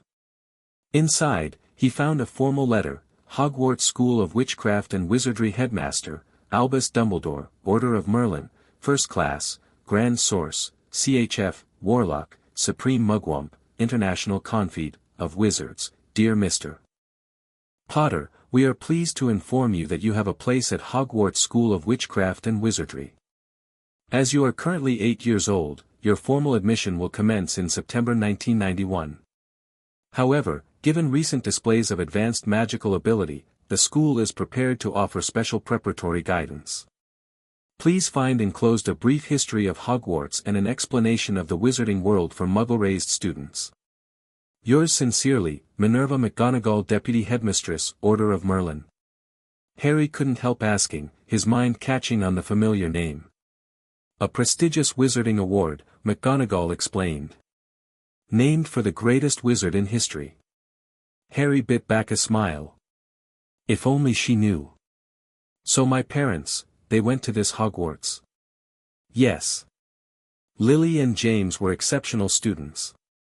Your father excelled in transfiguration and your mother in charms and potions. McGonagall's expression softened with memory. They would be proud of your abilities, though concerned about your unorthodox education. What happens now? Harry asked. Normally, nothing until your 11th birthday. However. She hesitated. The headmaster believes your situation may require intervention. The magical outbursts around this house have grown stronger. Without proper training to control them, you could endanger yourself and others. I have proper training, Harry said firmly. McGonagall raised an eyebrow. From whom, Mr. Potter? This mysterious teacher you refuse to name. Harry met her gaze steadily. I'm not in any danger, Professor. And neither is anyone else. I'm learning exactly what I need to know. For a long moment, they stared at each other, the elderly professor and the young boy with ancient knowledge behind his eyes. Finally, McGonagall nodded curtly. Very well. But know this, we will be watching more closely. Should these magical surges increase, or should we detect any dangerous influences, the Ministry may take more direct action. Thank you for the letter, Harry said politely. It helps explain some things. McGonagall stood. I'll see myself out. Do read the enclosed materials, Mr. Potter. Whatever supplementary education you're receiving, understanding your place in the wizarding world remains essential. After she'd gone, Harry endured Vernon's blustering threats about freakish visitors, and putting a stop to this nonsense once and for all, before escaping to his cupboard. Under his thin blanket with a flashlight, Harry devoured the enclosed materials, a brief history of Hogwarts, an explanation of the Ministry of Magic, and most importantly, an account of Lord Voldemort's rise and fall, including his attack on the Potters and his apparent destruction when his killing curse rebounded from baby Harry. The truth, at last. His parents had been murdered by the most dangerous dark wizard in recent history. He, Harry, had somehow survived a curse no one had ever survived before. And in the process, he'd apparently defeated Voldemort, becoming famous as the boy who lived. It seemed impossible. Absurd. Yet it explained so much, the Dursleys' fear of magic, the strange reaction from Campbell, McGonagall's careful scrutiny. That night in the Pensieve, Harry shared everything with Merlin. As I suspected, the ancient wizard mused. Your survival created a legend. And legends, Harry, are dangerous things to live up to. But I didn't do anything, Harry protested. I was a baby. It must have been my mother's protection, like you said. Perhaps. Or perhaps that fragment of dark magic in your scar represents something more significant than we realized. Merlin paced the clearing. This Voldemort, even the name suggests corruption. Flight from death, in a crude amalgamation of French and Latin. The materials say everyone thinks he's dead. But you and I know better. Magic that powerful doesn't simply vanish. Merlin stopped pacing. This changes our approach. You must learn not just control, but concealment. These wizards expect an untrained child, let them continue believing that's what you are. Pretend I don't know anything? Harry asked skeptically. After Professor McGonagall already suspects something. Not entirely ignorant. Simply, less advanced than you truly are. Show progress that seems remarkable but believable. They discussed strategy late into the night. Harry would continue his training with Merlin but moderate his visible abilities in the modern world. He would read the Hogwarts materials carefully, learning the expected progression of magical education so he could feign appropriate developmental stages. Most importantly, he would continue bringing objects between timelines, books from his own era that might help Merlin understand modern magical theory, and small artifacts from the ancient world that Harry could study during his time with the Dursleys. This last ability had developed accidentally months earlier when Harry found he could carry small objects with him through the Pensieve. The first successful transfer had been Merlin's silver pendant, which now never left Harry's neck. Since then, he'd brought various items back and forth, nothing large or powerful, but enough to facilitate continued learning between sessions. As months passed, Harry settled into this careful balancing act. At school, he maintained top grades while being careful not to seem too exceptional. At home, he performed chores dutifully but with subtle magical assistance that the Dursleys never noticed. The most significant change came in their treatment of him. After McGonagall's visit, a silent shift occurred in the household dynamics. Vernon no longer shouted quite so loudly. Petunia stopped assigning impossible amounts of chores. Most surprisingly, Harry was moved from the cupboard to Dudley's second bedroom. "Don't think this means anything," Vernon growled as Harry transferred his meager belongings upstairs. "Just don't want any more of your freakish kind poking around our business." Harry understood the real message: they were afraid. Afraid of the wizarding authorities, afraid of magic, and increasingly, afraid of Harry himself. He tried not to take advantage of this fear, but couldn't help enjoying certain improvements: regular meals, less harassment from Dudley, even a few new clothes that actually fit. The Dursleys might never love him, but at least they'd stopped actively tormenting him. Meanwhile, in ancient Britain, Harry's training intensified. Merlin introduced combat magic designed to incapacitate without killing, shields that absorbed hostile energy, counter curses that reversed harmful effects, subtle methods for disarming opponents. "True power lies in restraint," Merlin insisted. "Any fool can destroy. Creating, protecting, healing, these require greater skill and character." Elva continued joining many sessions, her druid training complementing Harry's more direct magical approach. They made a formidable team during practice duels. Harry's offensive magic paired with Elva's defensive barriers often managed to hold their own against Merlin for several minutes before inevitably being defeated. After one particularly grueling session, they rested beside the lake, feet dangling in cool water. "Father says Morgana's been gathering followers," Elva mentioned casually. "People dissatisfied with Uther's restrictions on magic." Harry frowned. "Merlin hasn't mentioned that. He wouldn't. He tries to shield you from politics." She tossed a stone across the water, making it skip 5 times.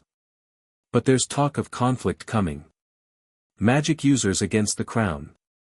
Would the druids join Morgana?" "Never." Elva looked horrified. "We maintain balance. Morgana seeks to upset it." She hesitated. "But some say you might." "Me?" Harry nearly fell into the lake. "Why would I join Morgana? Not join her. Replace her." Elva lowered her voice. "There's a prophecy, you mentioned that before.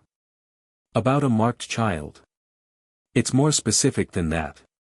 The twice-marked child who walks between worlds shall unite the old powers and the new, bringing magic from darkness into light." She studied his face. "Some believe that's you." Harry unconsciously touched his scar. "I'm not uniting anything. I'm just trying to learn. Prophecies rarely happen the way people expect." Elva shrugged. "Anyway, it's probably nothing. Druids make prophecies all the time." But Harry couldn't dismiss it so easily. The description matched him too precisely. Twice marked could refer to his scar and his status as the boy who lived. Walking between worlds certainly fit his time traveling, and uniting old and new magic was exactly what he was doing by learning from Merlin while carrying knowledge of modern wizardry. He mentioned the prophecy to Merlin that evening. "Ah. I wondered when Elva would share that with you." Merlin didn't seem surprised. "The druids have passed that particular prophecy down for generations. When you appeared, many believed it finally coming to fruition. Do you believe it?" "I believe prophecies are dangerous things to depend upon." Merlin adjusted the fire with a casual gesture. "They become self-fulfilling when people organize their actions around them." "But does it mean anything?" Harry pressed. "About me specifically?" Merlin studied him thoughtfully.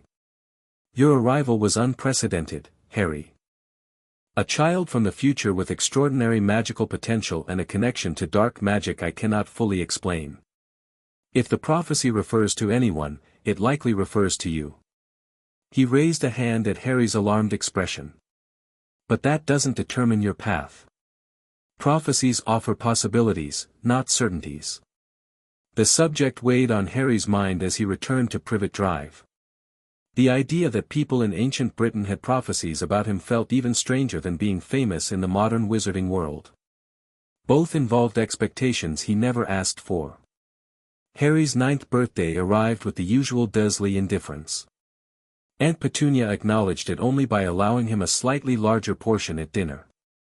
Dudley, however, seemed determined to maintain tradition by making the day miserable. "Hey, Potter," he called as Harry weeded the garden. "Got you a birthday present." Harry looked up suspiciously. Dudley and his friend Piers Polkiss stood grinning, hands behind their backs.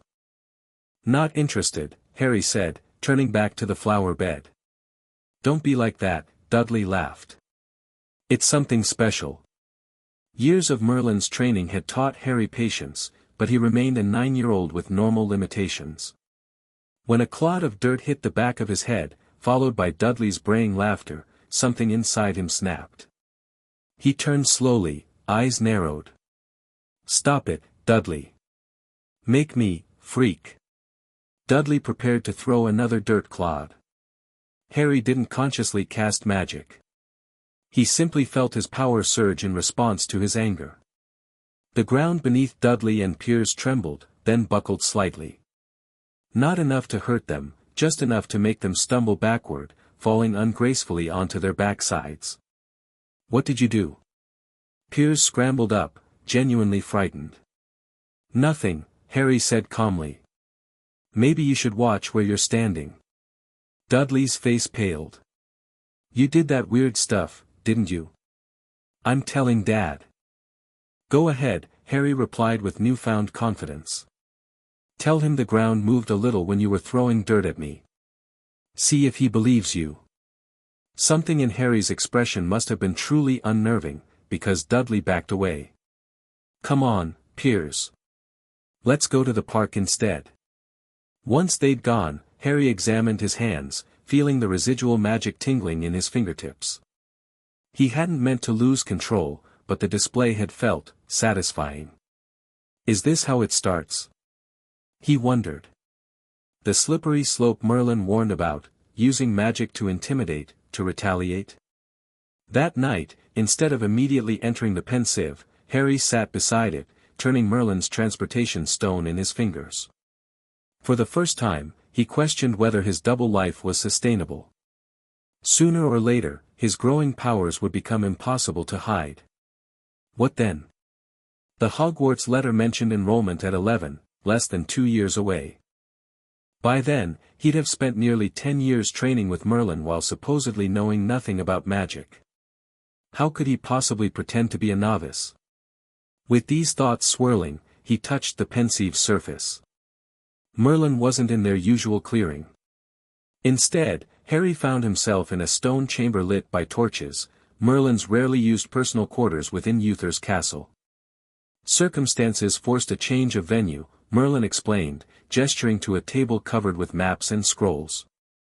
"Morgana has made her move against Uther.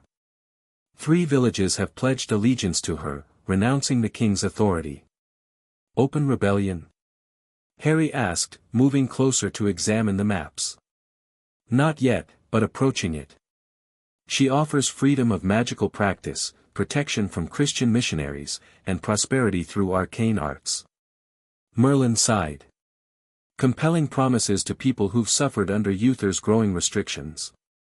What does this mean for my training?" "It means we must be more cautious about when and where we practice. The castle teems with spies, and the forest with Morgana's scouts."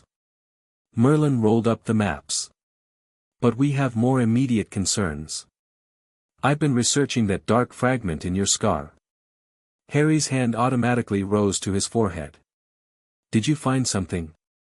"Perhaps. The wizarding history you brought, the account of this Voldemort's attack, mentioned a killing curse. An unforgivable spell that always proves fatal." Merlin stroked his beard. "Such magic leaves distinctive traces. I believe your survival created a magical backlash that embedded a portion of Voldemort's own life force within you." "His life force?" Harry felt sick. "You mean part of him is literally inside me?" "A fragment, yes. Not conscious or controlling, but present."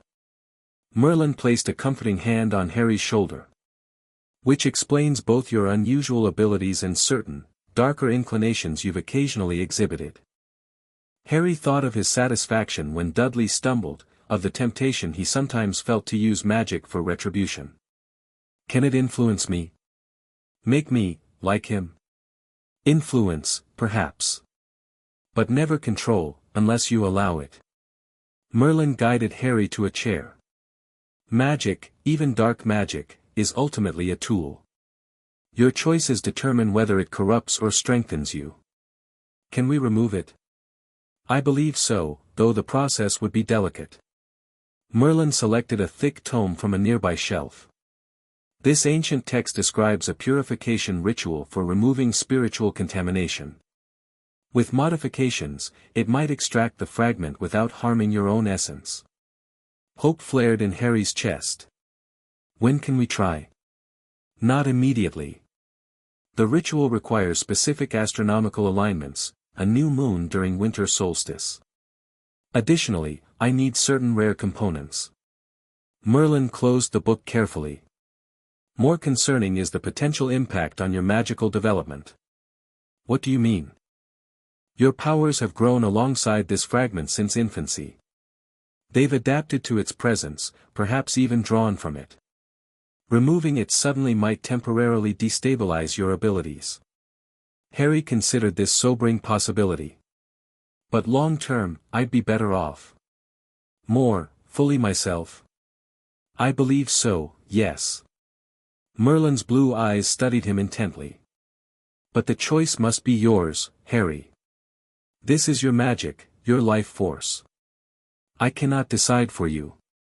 For a 9-year-old, even one with Harry's unusual education, the decision felt overwhelming. Yet something deep within, perhaps the same instinct that had guided him since finding the Pensieve, provided clarity. I want it gone, he said firmly. Whatever temporary setbacks might happen, I need to know my magic is fully my own. Merlin nodded, pride evident in his expression. Then we shall prepare. The winter solstice approaches in 6 months. By then, I'll have gathered everything needed. They spent the remainder of the session discussing the ritual's requirements and potential risks. When Harry finally returned to Privet Drive, dawn was breaking, his birthday nearly over. On his pillow lay a small package wrapped in brown paper. No card, no explanation. Inside, Harry found a carved wooden box containing a polished wand, 11 inches of rich, reddish wood with an intricately carved handle. A note inside the box read simply, "For emergencies only. Use with discretion. A friend." Harry stared at the wand, then at his window, which he was certain he'd left closed. Someone magical had entered his room while he was in the Pensieve. But who? And why? The wand remained hidden beneath Harry's mattress, unused but comforting in its presence. He mentioned it to Merlin, who advised caution. A gift from an unknown source is potentially dangerous, the wizard warned. Yet its magic feels benevolent. Keep it close but dormant until we understand its origins. School started again, bringing new challenges. As Harry's control over accidental magic improved, his deliberate magic grew stronger. Maintaining the appearance of normalcy required constant vigilance. His teachers noticed his exceptional academic performance, recommending advanced placement. The Dursleys resisted, anything drawing attention to Harry made them nervous, but eventually relented when the school principal became involved. Meanwhile, Harry continued his magical education in ancient Britain. With the forest deemed too exposed, Merlin shifted their training to abandoned ruins, remote caves, and occasionally chambers deep beneath Uther's castle. Political tensions make our work more challenging, Merlin explained. But also more vital. Morgana's faction grows stronger daily. Harry noticed changes in their surroundings during each visit, increased military patrols, villagers traveling in armed groups, druids performing more frequent protective rituals around their sacred sites. Is there going to be war? He asked Elva during one of their joint training sessions. She nodded solemnly. Father says conflict is inevitable. King Uther's fear of magic grows with his age. Each new restriction pushes more practitioners toward Morgana. Which side is Merlin on? Neither, really. He serves the concept of balance rather than any ruler. Elva created a small flame between her palms, a skill Harry had taught her. But he fears what Morgana would unleash if given power. Uther may fear magic, but Morgana would weaponize it. The political situation deteriorated further when Uther's troops raided a druid settlement, arresting several members for sorcerous activities against the crown. Among those taken was Elva's father.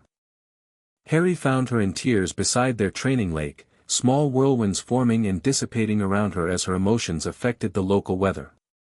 "They won't kill him," she said before Harry could speak. "He's too important."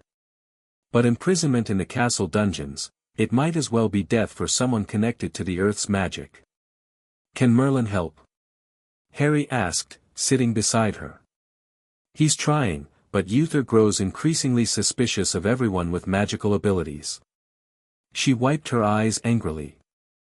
"I should do something. Break him out. Use what we've learned." "That would only confirm Uther's fears," Harry pointed out gently.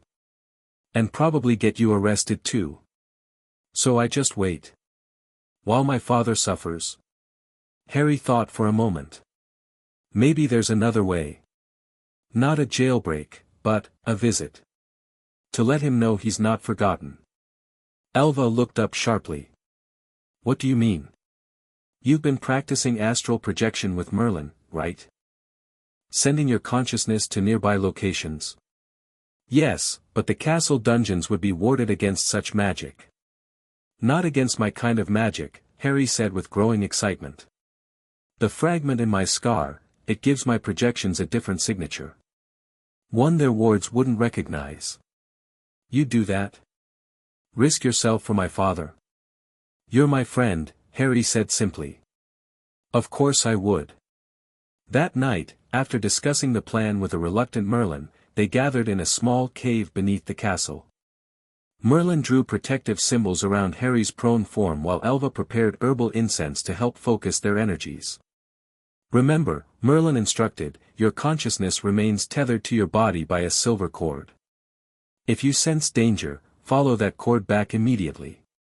Do not attempt to interact with guards or wards directly." Harry nodded, lying down within the chalk circle. "I'm ready." Merlin placed his hands on Harry's temples. "Focus on separation. Your mind rising from your body like mist from water." Harry closed his eyes, visualizing the process as they'd practiced. It felt like sinking and floating simultaneously, his physical senses dulling while his magical awareness expanded. When he opened his eyes, he stood beside his own body, connected by a shimmering silver thread as Merlin had described. The world looked different, colors more vivid yet somehow less substantial, sounds echoing strangely. "I've done it," he said, his voice sounding distant to his own ears. "Follow the map we prepared," Merlin instructed, his physical form now glowing with visible magical aura.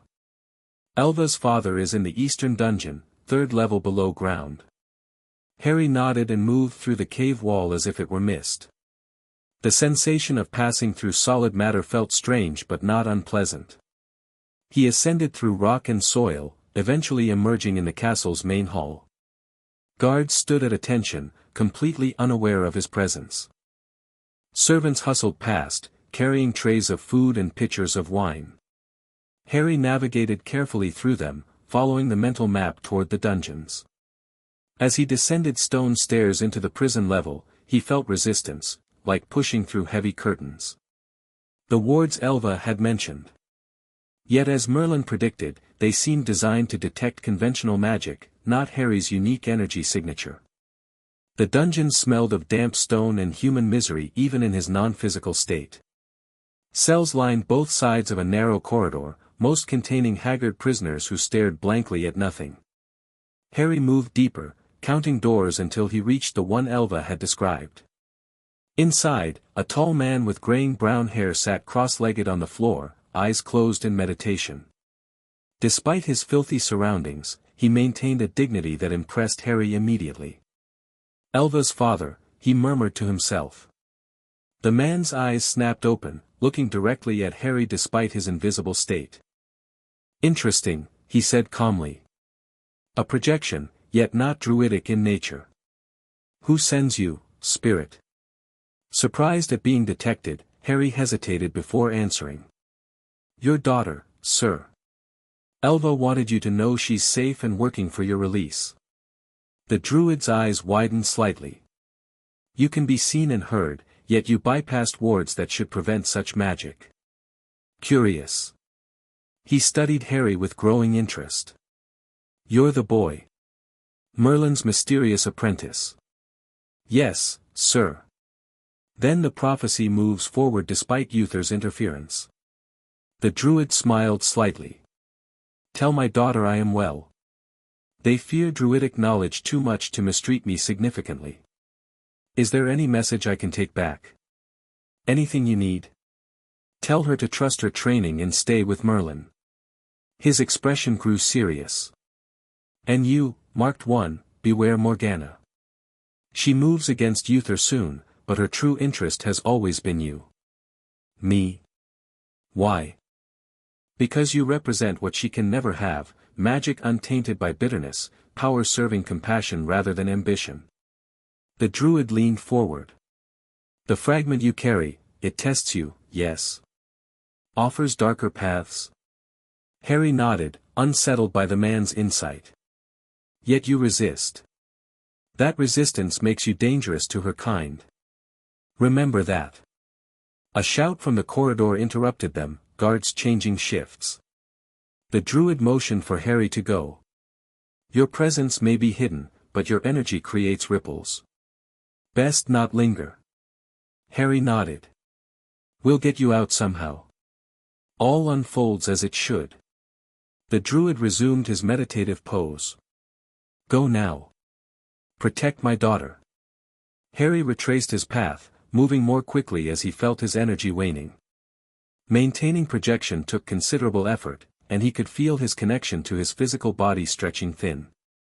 He made it back to the cave just as his strength began to fail, following the silver cord to his body and settling back into it with a gasp. Harry. Elva's worried face appeared above him. Are you all right? What happened? Did you find him? Harry sat up slowly, feeling dizzy but triumphant. He's okay. They're not hurting him. He relayed the druid's message, watching relief spread across Elva's features. He truly saw you? Merlin asked, clearly fascinated. And spoke directly to you? Yes. He sensed me immediately, Harry confirmed. Said something about my energy creating ripples. Merlin exchanged a significant look with Elva. Druid elders can sometimes perceive what others cannot. Still, your ability to bypass those wards confirms my theory about your unique magical signature. Harry related the warning about Morgana's interest in him, which didn't surprise Merlin. She's always been drawn to unusual power, the wizard said grimly. And you, Harry, are nothing if not unusual. The following weeks brought increased restrictions throughout Uther's kingdom. More arrests, more searches for magical artifacts, more public denunciations of sorcery. The king grows ill, Merlin explained during one tense lesson. His fear of magic intensifies with his awareness of mortality. Will there be war? Harry asked. Not war in the conventional sense. Morgana prefers subtler methods, infiltration, corruption, targeted assassinations. Merlin demonstrated a particularly powerful shield spell. This is why we focus on defensive magic now. Dark times approach. Harry's training intensified accordingly. He learned to create layered protective barriers, to detect poisons and curses, to dismantle hostile enchantments. Merlin even began teaching him rudimentary healing magic, channeling energy to accelerate natural recovery processes. The most powerful magic restores rather than destroys, Merlin insisted. Remember that when temptation arises. Meanwhile, in Harry's modern life, similar tensions developed. McGonagall visited twice more, clearly suspicious of his continued magical development.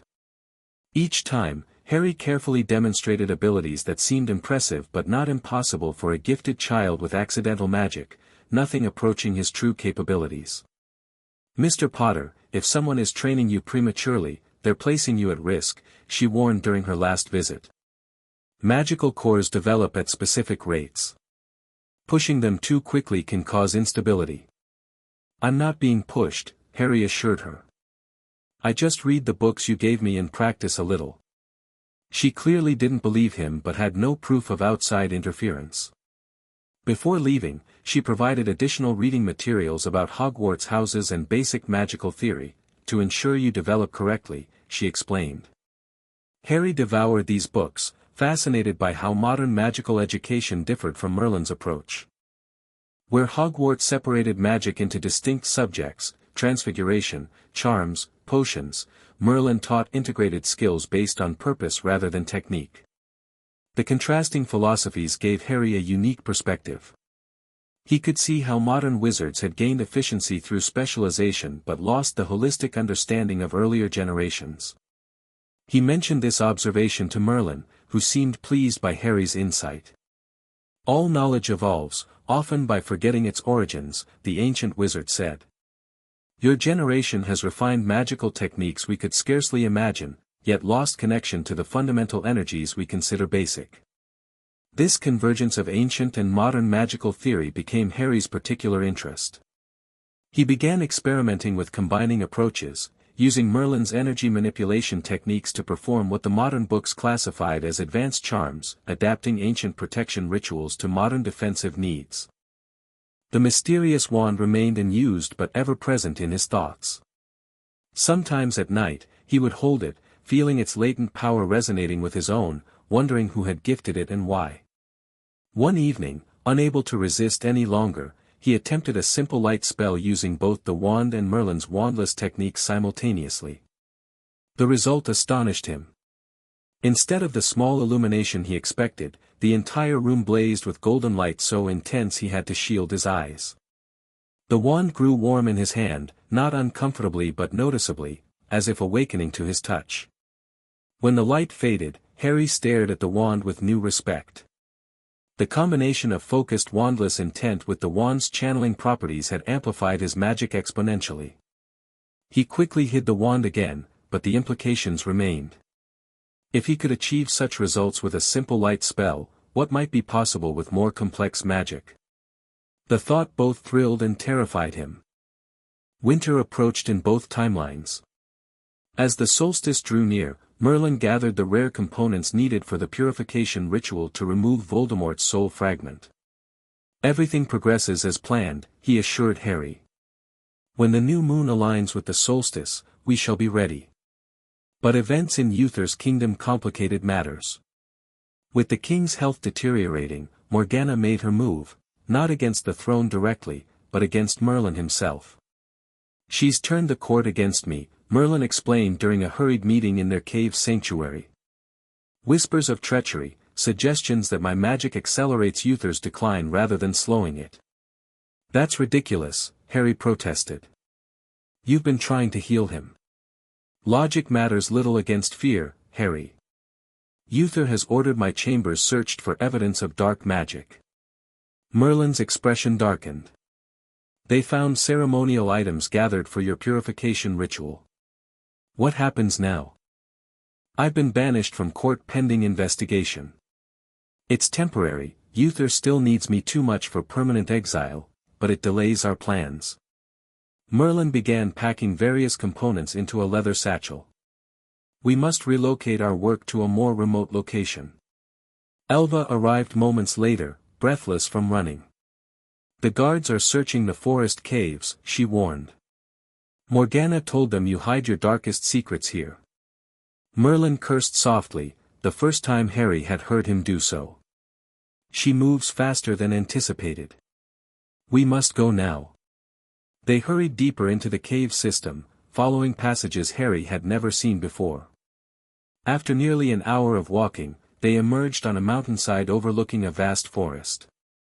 "My secondary sanctuary," Merlin explained, gesturing toward a small, well-hidden structure built into the mountainside. Few know of its existence.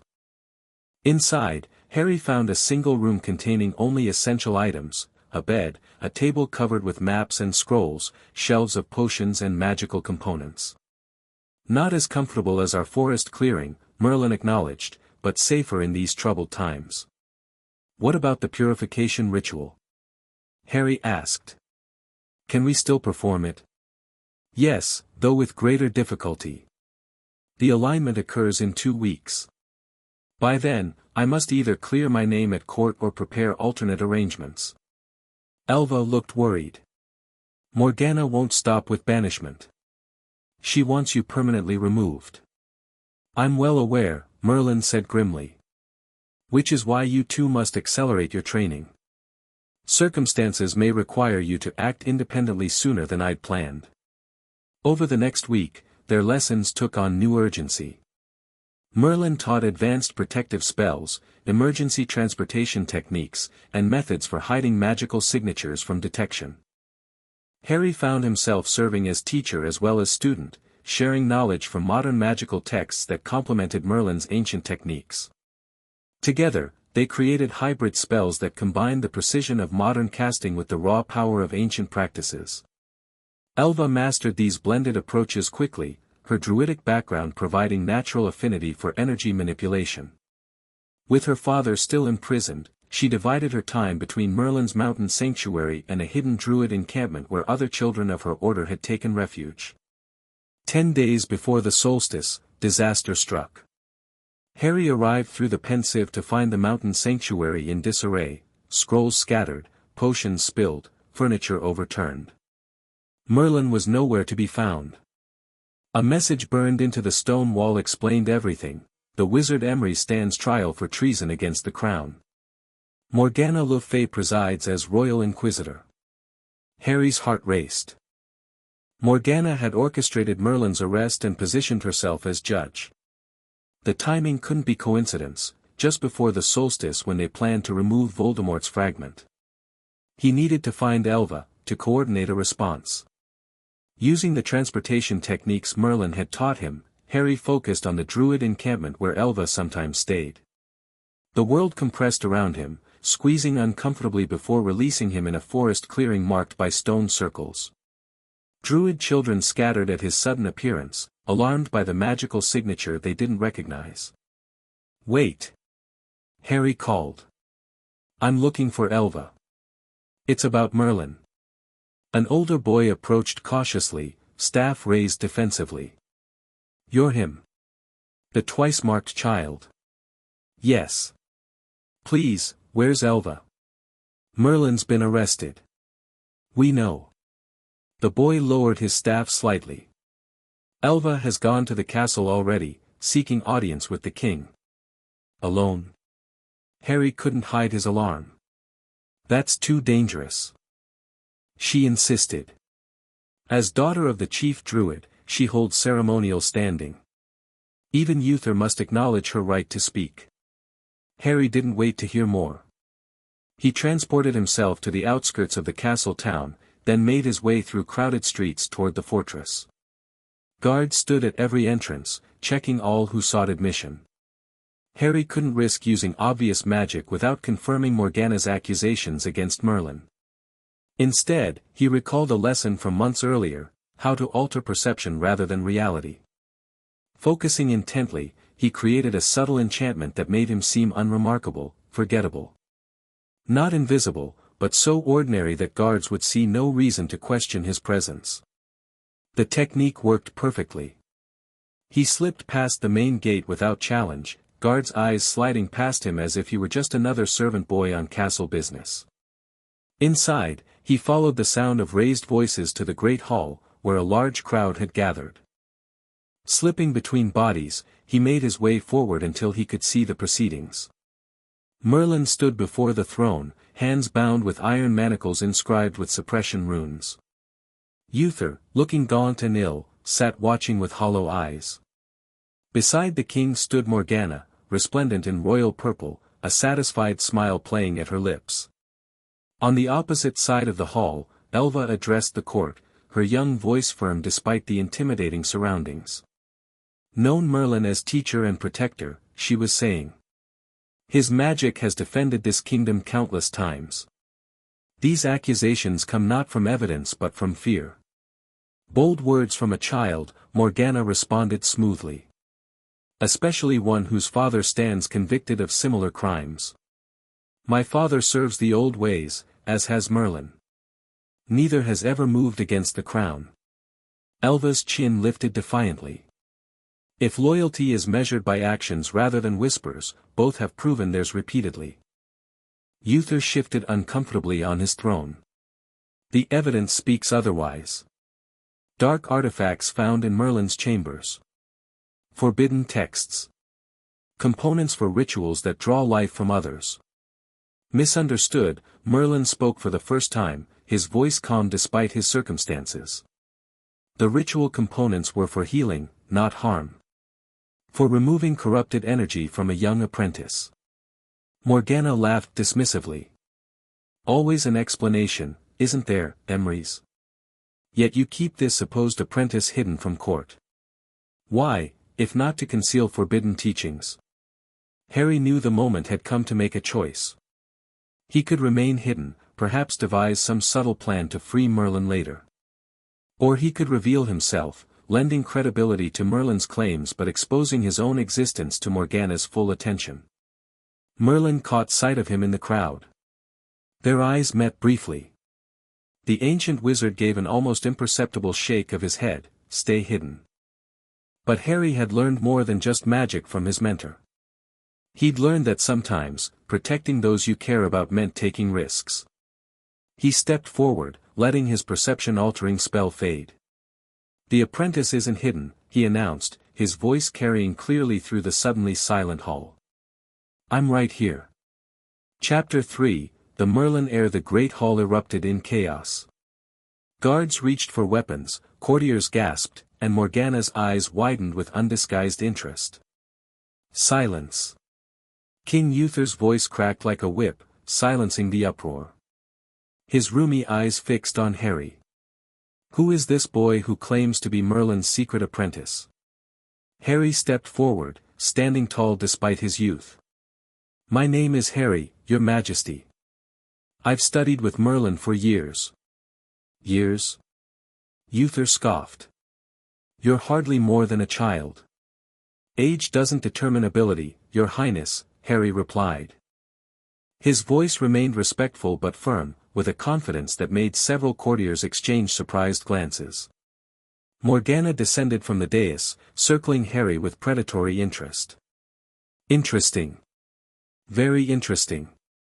The mysterious apprentice finally reveals himself. She leaned closer, her voice dropping to a near whisper. And with such fascinating magic clinging to him.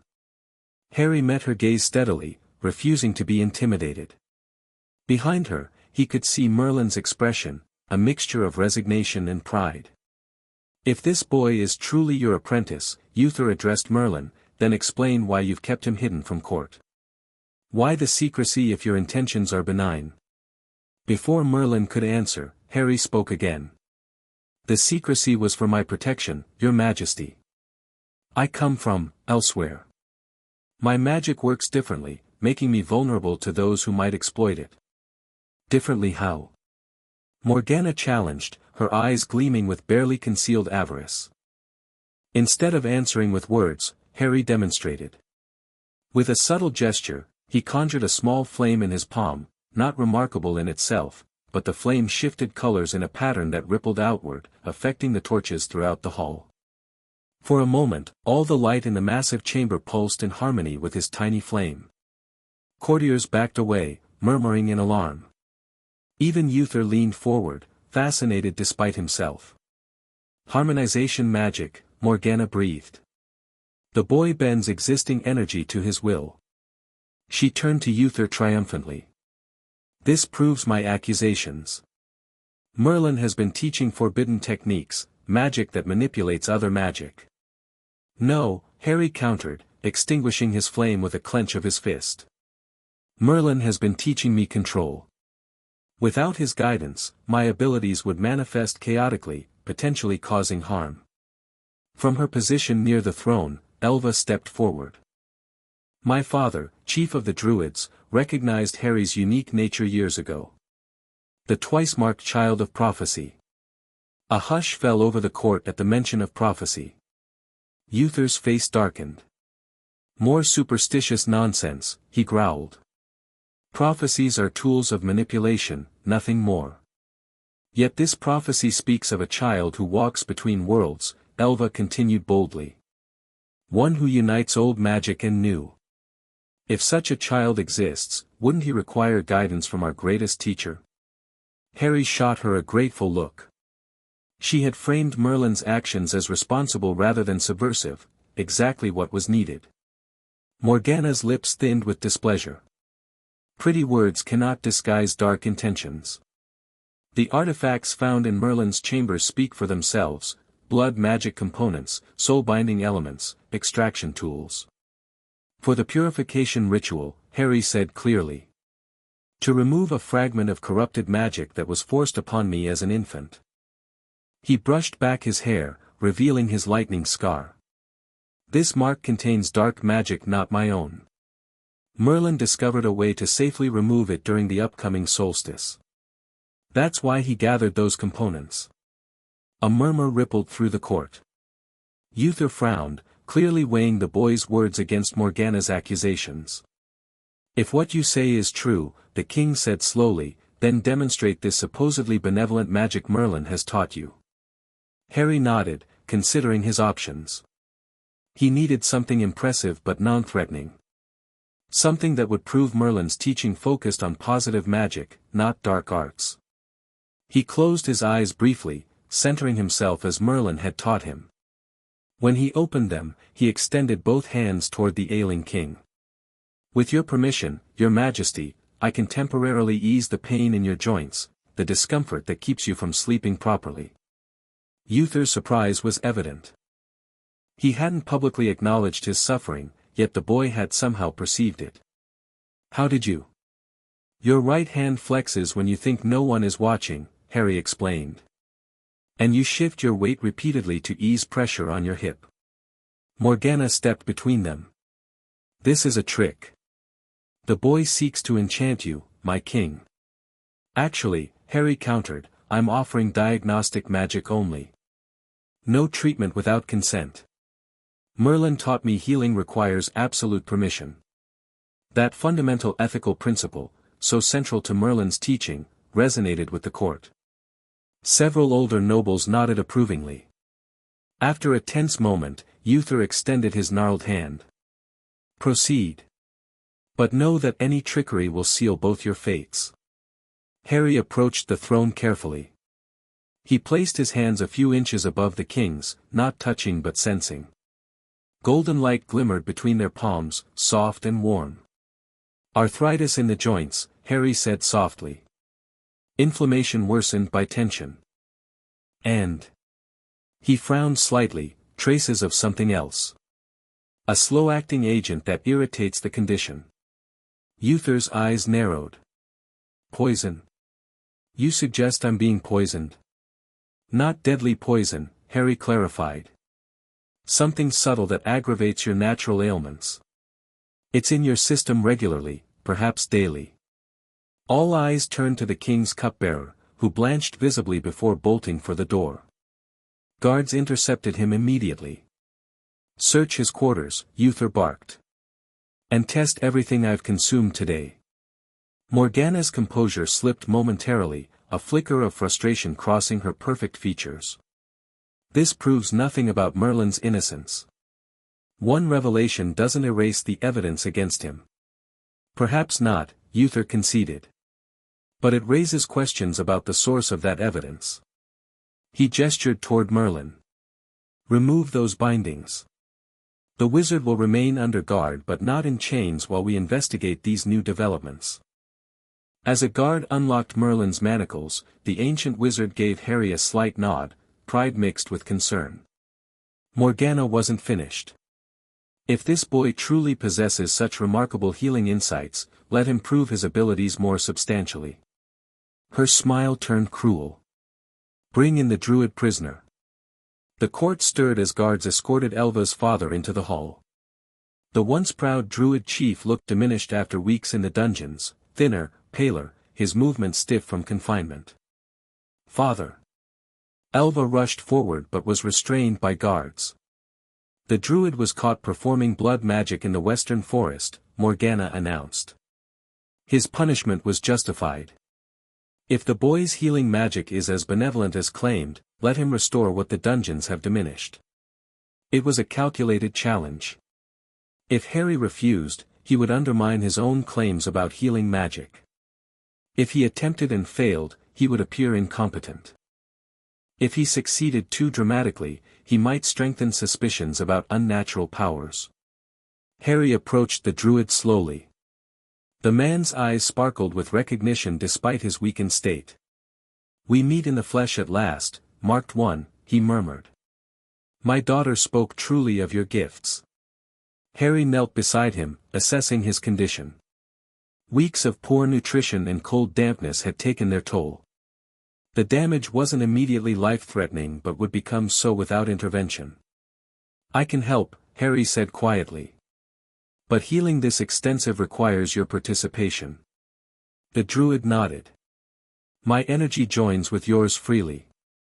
Harry placed one hand on the man's chest, the other on his forehead. Instead of the golden light he'd used with Uther, this magic manifested as a gentle green glow that spread outward from his palms, enveloping the druid in luminescent energy. The court watched, transfixed, as color returned to the prisoner's face. His breathing deepened, his posture straightened, and the tremor in his hands stilled. Harry guided the healing energy methodically, focusing on the most critical issues first: lung inflammation, kidney strain, muscle atrophy. He couldn't undo weeks of mistreatment instantly, but he could stabilize the damage and accelerate natural healing processes. After several minutes, he slowly withdrew his hands. The druid chief sat straighter, breathing normally, his eyes clear and alert. "How do you feel?" Harry asked. "Renewed," the man replied, his voice stronger. "You've done well, young healer." Elva finally broke free from the guards and rushed to her father, embracing him tearfully. Harry turned to face Uther. "This is the magic Merlin teaches, Your Majesty. Restoration, not destruction. Balance, not dominance." The king studied him thoughtfully. "Impressive, boy. But one demonstration doesn't erase all concerns." "Then permit a test," Merlin suggested, speaking for the first time since Harry's arrival. "Allow Harry to attempt the purification ritual as planned. If successful, it will prove our intentions were always benevolent." Morgana laughed dismissively. "A convenient solution. Perform your suspicious ritual under the guise of a demonstration while eliminating any evidence of wrongdoing." "On the contrary," Merlin countered. "I suggest we perform it here, before the court, with witnesses of the king's choosing. Complete transparency." The proposal silenced Morgana temporarily. Uther stroked his beard, considering. "When would this ritual take place?" "The winter solstice, sire. When the new moon aligns with the longest night, 3 days hence. And its purpose is truly to remove dark magic from the boy's scar." "Yes, Your Majesty," Harry confirmed. "Magic forced upon me by a dark wizard from my homeland." Uther's gaze sharpened. "You're not from these lands." Your accent and manner of speech seemed unusual. Harry hesitated, uncertain how much to reveal. Merlin gave him a slight nod of encouragement. "I come from a place far away, Your Majesty. Where magic works differently and follows different rules. Merlin has been helping me understand my abilities within the context of your world." "Another world?" Uther looked skeptical. "Another time," Harry clarified. "Through means I don't fully understand myself, I travel between my home and your era." This revelation caused fresh murmuring among the courtiers. Morgana's interest visibly intensified. "A time traveler," she mused. "How convenient that such claims cannot be verified." "They can, actually," Harry countered. He reached into his tunic and removed a small object he'd brought from 1990, a simple digital watch.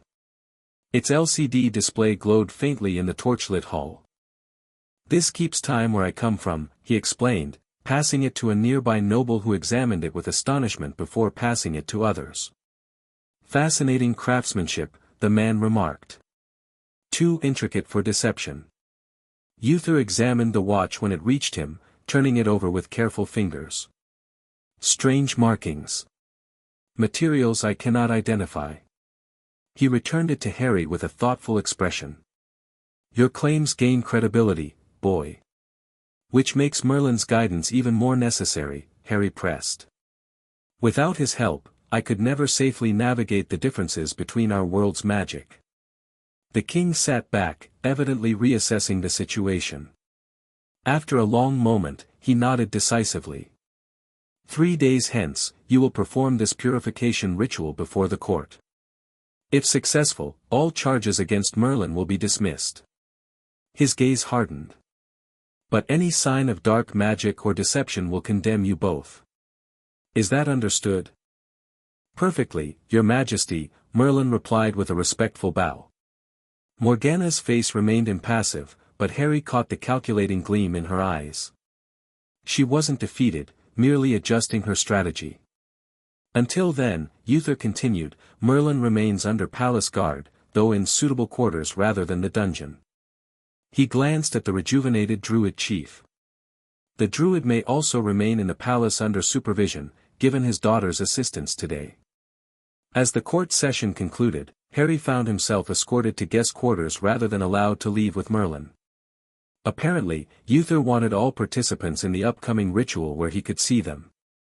Once alone, Harry sat on the edge of an ornate bed, processing the day's events. He'd successfully prevented Merlin's immediate conviction but had exposed himself to Morgana's full attention in the process. More concerningly, he was effectively trapped in ancient Britain. With the Pensieve back in the Dursleys' attic and Harry here in the castle, he had no way to return to his own time. A soft knock interrupted his thoughts. Elva slipped inside, closing the door quickly behind her. "That was either incredibly brave or impressively foolish," she whispered, sitting beside him. "Probably both. I couldn't let Merlin take the fall for helping me," Harry replied. "Anyway, it worked. Sort of. For now. But Morgana won't give up so easily." Elva glanced toward the window. "Father says she's already sending messengers to her followers. Something's brewing. Can Merlin still perform the ritual under these conditions?" Harry asked. "He believes so. The guards are watching but not interfering with his preparations." She lowered her voice further. "But there's another problem. Father says Morgana has summoned someone dangerous, a sorcerer named Mordred who specializes in soul magic." Harry's stomach tightened. "Soul magic? Like what's in my scar?" "Exactly. If Mordred arrives before the solstice." She left the implication hanging. "Then we need to accelerate our plans," Harry decided. "Can you get a message to Merlin?" "Already arranged. He'll speak with you tonight through the fire." Elva stood. "I should go before the guards become suspicious." "Be careful, Harry. The castle has eyes everywhere." After she left, Harry paced the room restlessly. Being separated from both his timelines, unable to return to the Dursleys yet prevented from freely accessing Merlin, left him feeling oddly untethered. As promised, Merlin's face appeared in the fireplace embers after midnight. "Well done today," the wizard's ashy visage whispered. "Though not without complications." "I didn't see another option," Harry replied. Morgana was winning. "Indeed. And now we must adapt quickly." The fiery image shifted slightly. Elva mentioned Mordred's impending arrival. "This changes our approach to the purification ritual." "Who is he exactly?" Elva seemed frightened. "With good reason. Mordred is Morgana's most dangerous disciple, young but remarkably gifted in dark arts. His specialty is magic affecting the soul." Merlin's ember eyes gleamed with concern. "If he senses the fragment within you, he'll recognize its significance immediately. Can we still remove it? Yes, but not as originally planned. The public ritual must be a diversion, convincing but ultimately theatrical. The actual purification must happen beforehand, in secret. Harry frowned. Is that possible? I thought the solstice alignment was necessary. Preferable, not essential. With sufficient power, we can compensate for the suboptimal timing. Merlin's fiery face grew more serious. But it will require more from you, Harry. The process will be more painful, the recovery more challenging. I don't care, Harry said firmly. I want this fragment gone before Mordred arrives. Then we begin tonight. Prepare yourself, when the castle sleeps, Elva will come for you. 3 hours later, Harry followed Elva through hidden passages beneath the castle. The druid girl moved with surprising confidence through the labyrinthine tunnels. Father showed me these routes years ago, she explained, noting Harry's questioning look. Druids helped build this castle. We ensured alternative paths existed. They eventually reached a small chamber deep underground. Merlin waited inside, having somehow slipped his guards. He prepared a ritual space with chalk symbols covering the floor in concentric circles. We have until dawn, he said without preamble. The guards check my quarters at first light. Harry nodded, suddenly nervous but determined. What do I need to do? Lie in the center circle. The process requires you to be in a receptive state, conscious but deeply relaxed. As Harry positioned himself, Elva began mixing herbs in a small bowl, creating an aromatic paste she then applied to Harry's forehead, covering his scar. This will help draw the fragment outward, she explained. Creating a path of least resistance. Merlin placed several crystals around Harry's body, at his head, hands, feet, and over his heart. Each stone glowed faintly with contained magic. These will help stabilize your core during extraction, Merlin explained. The fragment has been part of you for so long that removing it will create a temporary void in your magical signature. These crystals will prevent that void from drawing in unwanted energies. The preparation continued for several minutes, consecrating the space, strengthening the barrier symbols, aligning the channeling tools. Finally, Merlin knelt beside Harry's head. I must warn you again, this will hurt. The fragment will resist separation. It has survived by integrating with your magic, creating connections that must be severed. I understand, Harry said, his mouth dry with anticipation. Let's do it.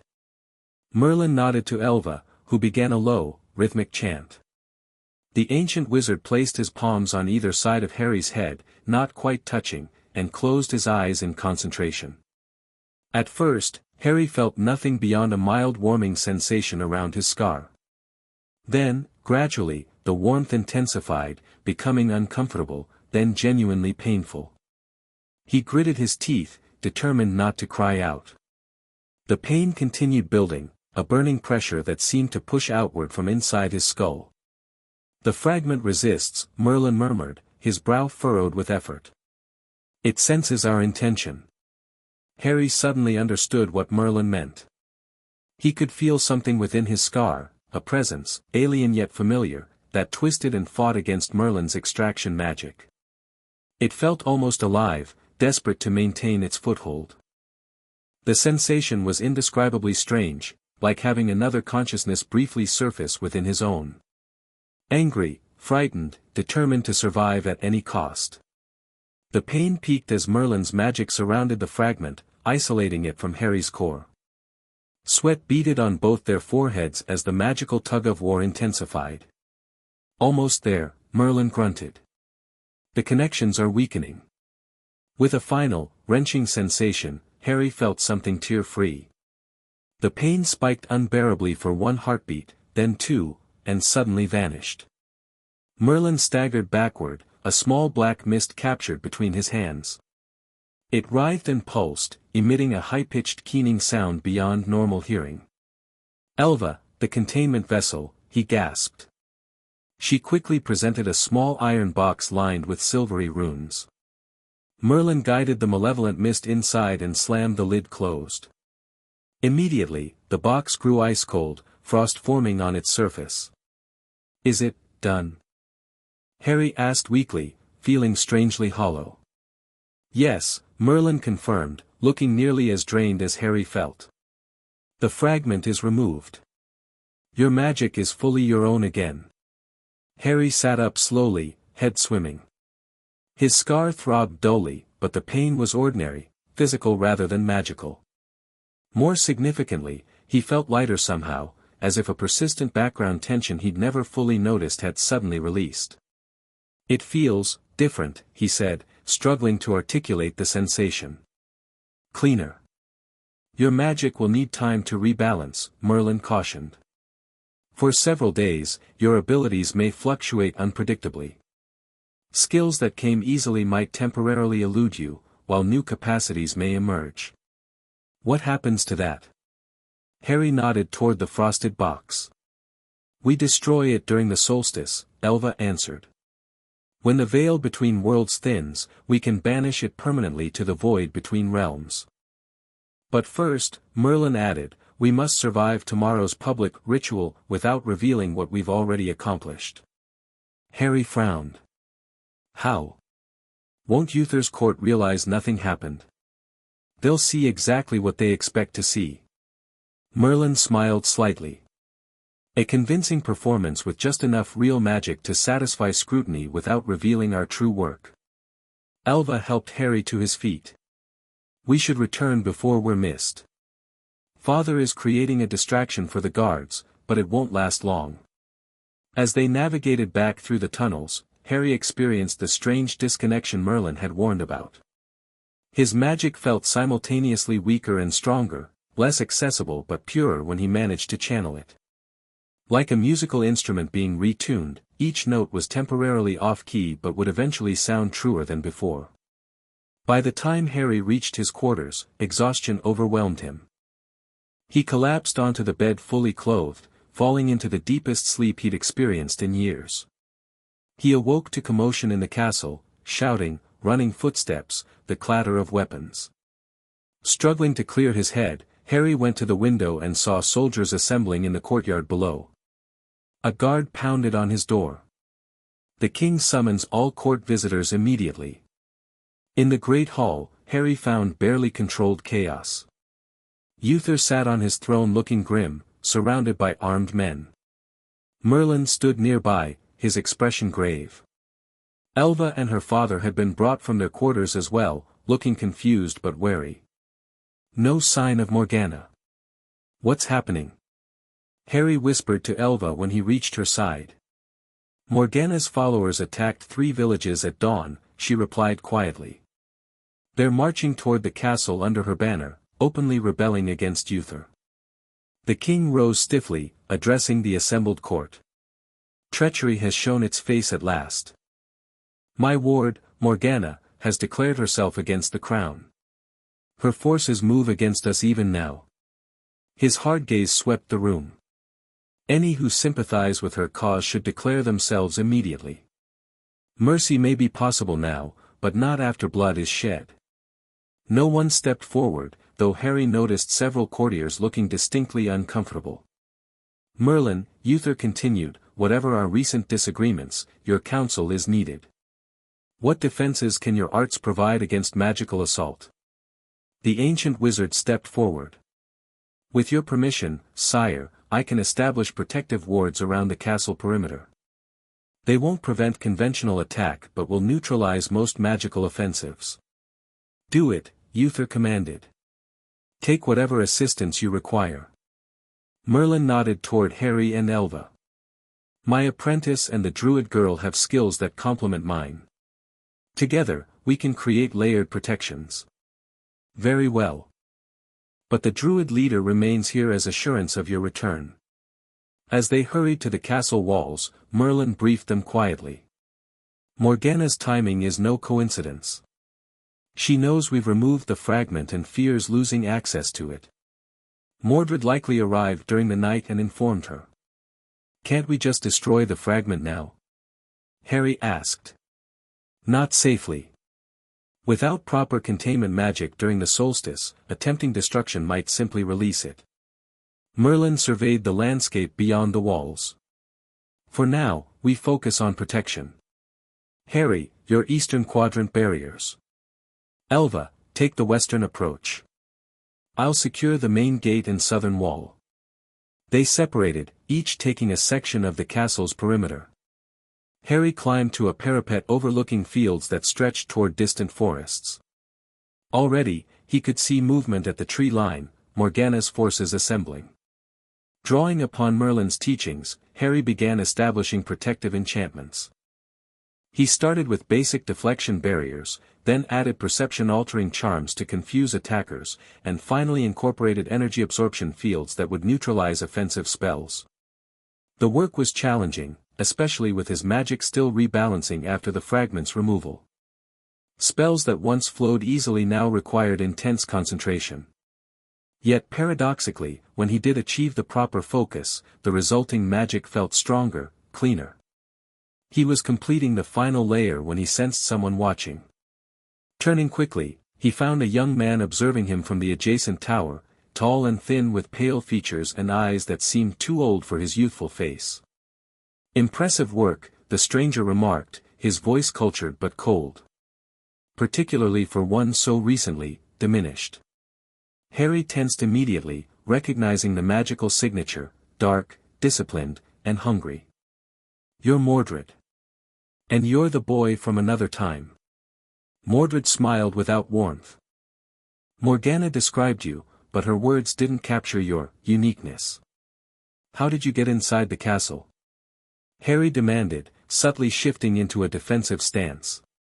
I've been here since before dawn. Certain guards maintain dual loyalties. Mordred's gaze flicked to Harry's scar. You've already done it, haven't you? Removed the soul shard before I could examine it properly. Pity. It wasn't yours to examine. On the contrary.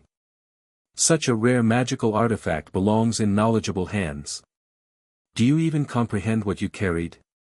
Mordred stepped closer, his movement unnaturally fluid. A piece of living consciousness, severed from its origin yet maintaining independent awareness. The magical implications are extraordinary. Harry backed away slightly. It was parasitic. Corrupting. It was power, boy. Power you discarded because Merlin fears what you might become with it. Mordred's eyes narrowed. He limits you, constrains your potential. Morgana would have shown you how to harness that fragment, integrate it consciously rather than expel it. To become like Voldemort? No thanks. Mordred's eyebrow arched. Voldemort? The fragment's creator, I presume. He laughed softly. How provincial. Dark wizard from your time, was he? Seeking immortality through soul division. Harry's surprise must have shown, because Mordred continued smugly. It's an ancient technique, child. Documented in texts far older than Merlin himself. Horcrux creation, splitting the soul to anchor oneself to the mortal plane. He shook his head. Crude but effective. Your Voldemort merely rediscovered what others knew millennia ago. Why are you telling me this? Because knowledge is valuable. Because Merlin keeps you ignorant of darker arts, claiming protection while ensuring limitation. Mordred gestured toward the distant tree line where Morgana's forces had fully emerged. War comes, boy. Today's skirmish is merely prelude. When magic itself hangs in the balance, which side will you choose? Those who embrace its fullest expression, or those who fear it? Before Harry could respond, a warning bell sounded. Mordred smiled. Decision time approaches sooner than expected. Choose wisely, Time Walker. He melted into shadow, literally dissolving into darkness that slipped away like smoke. Harry raced to find Merlin, finally locating him at the main gatehouse. Mordred's inside the castle, he reported breathlessly. He approached me on the eastern wall. Merlin's expression darkened. Did he attempt to harm you? No, just talked. About the soul fragment, about Voldemort creating something called a Horcrux, to divide one's soul is abomination, Merlin interrupted sharply. Even discussing such magic can taint one's intentions. He said you keep me ignorant deliberately. That Morgana would teach me to use power you fear. Merlin sighed, suddenly looking every year of his considerable age. The oldest temptation, Harry. Knowledge without wisdom, power without restraint. He gripped Harry's shoulders firmly. I haven't forbidden you knowledge, I've sequenced it. Some magical concepts require ethical foundations to prevent corruption. A second alarm bell joined the first. They've breached the outer farms, a guard shouted from above. Heading toward the main gate. We'll continue this discussion later, Merlin said grimly. For now, remember your training. Do not engage Mordred directly if encountered again. They hurried to join Uther on the battlements overlooking the main approach. The king stood stiffly, watching as a procession advanced toward the castle, a few hundred followers behind a figure riding a white horse. Even at a distance, Morgana's regal bearing was unmistakable. She halted her forces beyond arrow range, riding forward alone. Uther Pendragon. Her voice carried unnaturally across the distance. Your reign of fear ends today. Too long have you persecuted those with gifts you cannot understand. Step down peacefully, and blood need not be shed. Uther's knuckles whitened on the stone parapet. The witch speaks of peace while bringing armed rebellion to my gate, he growled. Archers, prepare. Sire, Merlin cautioned, a direct assault will only validate her claims of persecution. Allow me to address her first. After a moment's hesitation, Uther nodded tersely. Speak to her. But know my patience ends with the sun's zenith. Merlin descended to the gate, Harry and Elva following close behind despite the wizard's disapproving glance. We face this together, Harry said quietly. Just like you taught us. Outside the gate, they approached Morgana's position. Up close, her beauty remained striking, perfect features framed by raven hair, eyes gleaming with intelligence and ambition. But Harry noticed new details, a feverish intensity in her gaze, a subtle tremor in her otherwise poised hands. Emrys, she greeted Merlin coldly. Come to negotiate Uther's surrender. To prevent unnecessary bloodshed, Merlin corrected. This confrontation serves no one, Morgana. Magical persecution is a complex issue requiring dialogue, not warfare. She laughed bitterly. Dialogue? While practitioners are imprisoned? While children with gifts are hidden away or executed? Your moderation enables Uther's tyranny. Her gaze shifted to Harry. And you, young apprentice. I'm disappointed. You've allowed Merlin to diminish you, to extract what made you truly special. What made me connected to a murderer, Harry replied evenly. I know what the fragment was now. Part of Voldemort's shattered soul, not some gift to be treasured. Soul magic has applications beyond your limited understanding. Morgana's expression softened slightly. It's not too late, Harry. Join us. Bring the contained fragment. Together with Mordred's expertise, we could learn extraordinary things. To what end? Harry challenged. More power. Domination over others. Freedom, she insisted. Freedom for all with magical gifts to practice openly, without fear or constraint. At the cost of subjugating those without magic, Merlin interjected. Replacing one tyranny with another. Morgana's mask of reasonableness slipped. The age of compromise ends, Emrys. Magic will reclaim its rightful place, with or without you. She straightened in her saddle. This is my final offer, surrender the castle and the soul fragment by midday, or we attack with full magical force. Your forces cannot breach our protections, Elva spoke up unexpectedly. Not even with Mordred's assistance. Morgana's smile turned predatory. Brave little druid.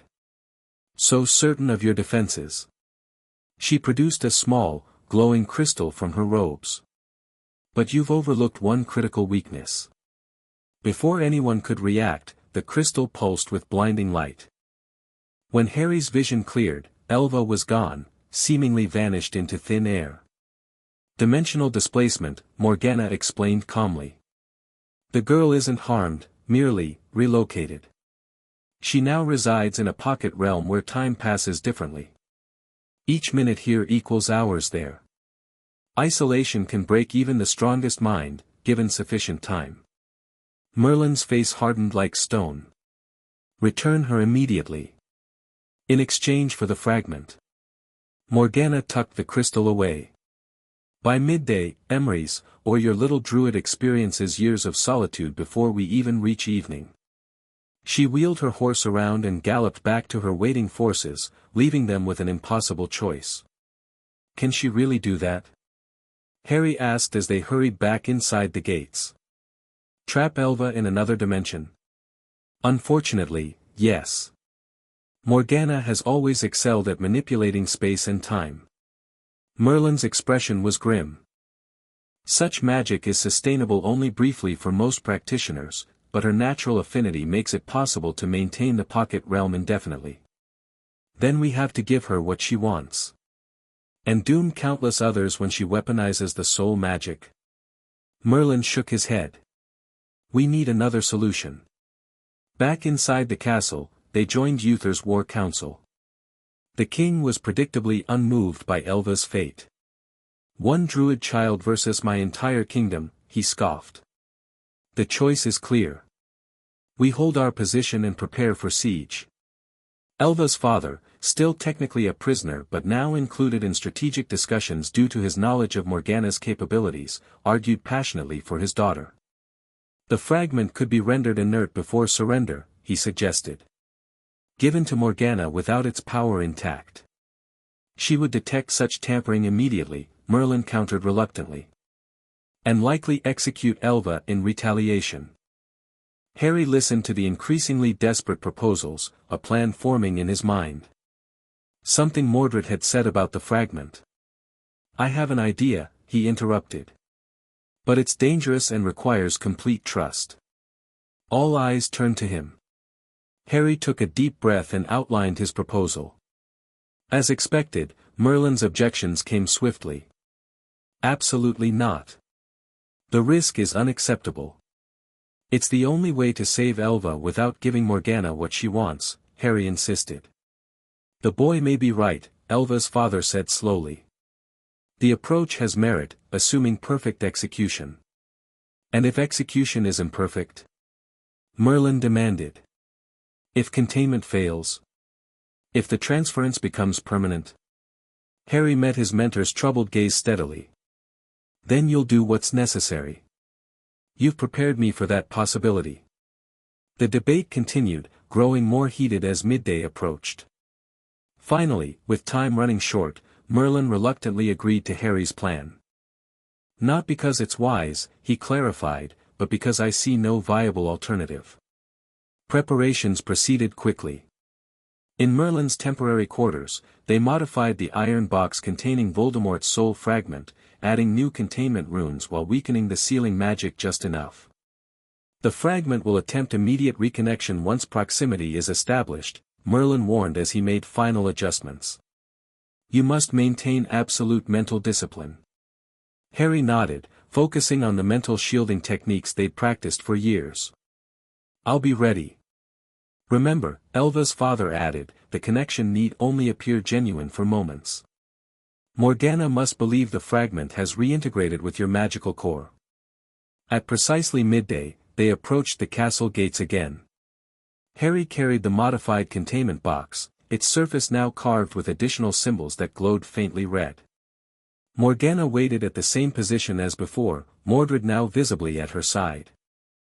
The dark sorcerer's presence complicated matters, as his expertise might allow him to detect their deception.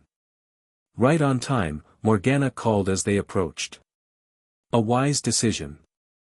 Where's Elva? Harry demanded, clutching the box tightly. Morgana produced the dimensional crystal. Inside its translucent surface, they could see a tiny figure curled in apparent distress. Elva, already experiencing what felt to her like days of isolation. "The fragment first," Morgana insisted. "Once verified, the girl returns." "No," Harry countered firmly. "Simultaneous exchange. I'll open the containment vessel while you release Elva. Any deception from either side, and both treasures are lost." Morgana's eyes narrowed suspiciously. "You've developed unexpected backbone, young apprentice." "Necessity teaches quickly," Harry replied, meeting her gaze without flinching. After a tense moment, Morgana nodded. "Agreed. Simultaneous exchange." She dismounted gracefully, approaching with the crystal extended. "When I reach 3, we both activate our respective items." Harry stepped forward, the containment box held before him. Merlin and Elva's father flanked him protectively, while Mordred moved to Morgana's side. 1. She began. Harry focused intensely on his mental shields, preparing for what would come. 2. He positioned his thumb over the release rune, ready to trigger the modified opening sequence. 3. Several things happened simultaneously. Morgana crushed the dimensional crystal in her palm, releasing its energy. A disorientated Elva materialized beside her, staggering slightly.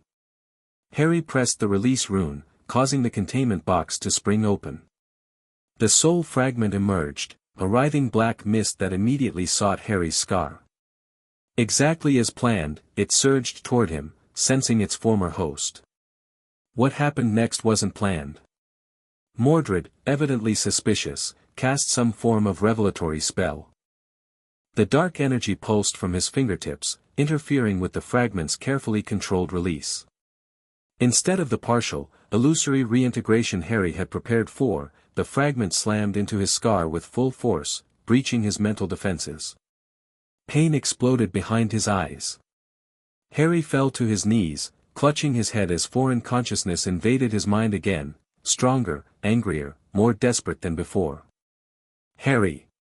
Merlin shouted, moving to intervene. Morgana blocked his path. "Don't interfere, Emrys." The boy made his choice. Inside Harry's mind, chaos reigned. The fragment, now fully aware after its confinement, attacked his consciousness directly. Images flashed before his eyes, a high, cold laugh, green light, screaming victims, a snake-like face contorted with rage. Voldemort's memories. Voldemort's emotions. Voldemort's hunger for power and dominance. But something was different this time. Before, the fragment had been passively integrated, a silent parasite. Now it fought actively for control, and in doing so, revealed its nature completely. With sudden clarity, Harry understood what he faced, not just magic but consciousness, not just power but identity.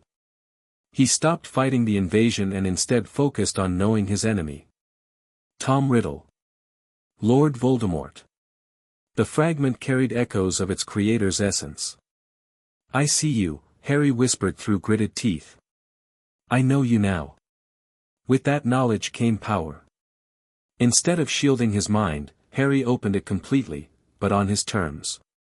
He drew the fragment deeper, surrounding it with his own magical signature, his own identity. A bewildered Mordred stepped back. "What's happening?" The soul shard should be dominating him. Morgana grabbed the young sorcerer's arm. "What did you do? Your interference has changed the dynamic." On his knees, Harry continued his internal struggle. The fragment thrashed within his mental grasp, trying to escape the trap it had willingly entered. But Harry held firm, using techniques Merlin had taught him for magical absorption and neutralization. "You don't belong here," he told the fragment silently. "You never did." With a final surge of will, Harry compressed the fragment's essence, squeezing it into an increasingly smaller space within his consciousness until it could no longer maintain coherence. The foreign presence shattered, breaking into magical energy that Harry's system naturally processed and expelled. He gasped, opening his eyes to find everyone staring at him in shocked silence. "It's gone," he panted. "Really gone this time?" Mordred recovered first, lunging forward to grasp Harry's face in his hands. "Impossible," he muttered, eyes wide as he sensed the magical truth. "You didn't relocate it or contain it, you destroyed it completely. Get away from him." Elva shouted, finally breaking free from her disorientation to run toward Harry. Morgana's face contorted with fury. "You've ruined everything. That fragment was irreplaceable." "Good," Harry said, rising unsteadily to his feet. "One less piece of Voldemort in the world." With a shriek of rage, Morgana unleashed a bolt of purple energy directly at Harry. Merlin moved with surprising speed, deflecting it skyward where it exploded in a shower of sparks. "Enough," the ancient wizard thundered, his power visibly manifesting as blue light that surrounded him like flame. "The exchange is complete, Morgana. Take your forces and leave, or face consequences beyond your calculation." For a moment, it seemed Morgana might attack again. Then Mordred whispered something in her ear, and her expression shifted from rage to calculated assessment. "This isn't over," she promised, backing toward her horse. "What the boy has done changes nothing. Uther's persecution continues, and with it, our resistance." "Then let your resistance target the actual problem," Harry suggested, still breathing heavily. "Uther fears magic because he doesn't understand it. Show him, show everyone, that magic can heal and protect as easily as it can harm." Morgana laughed bitterly. "Such naivety.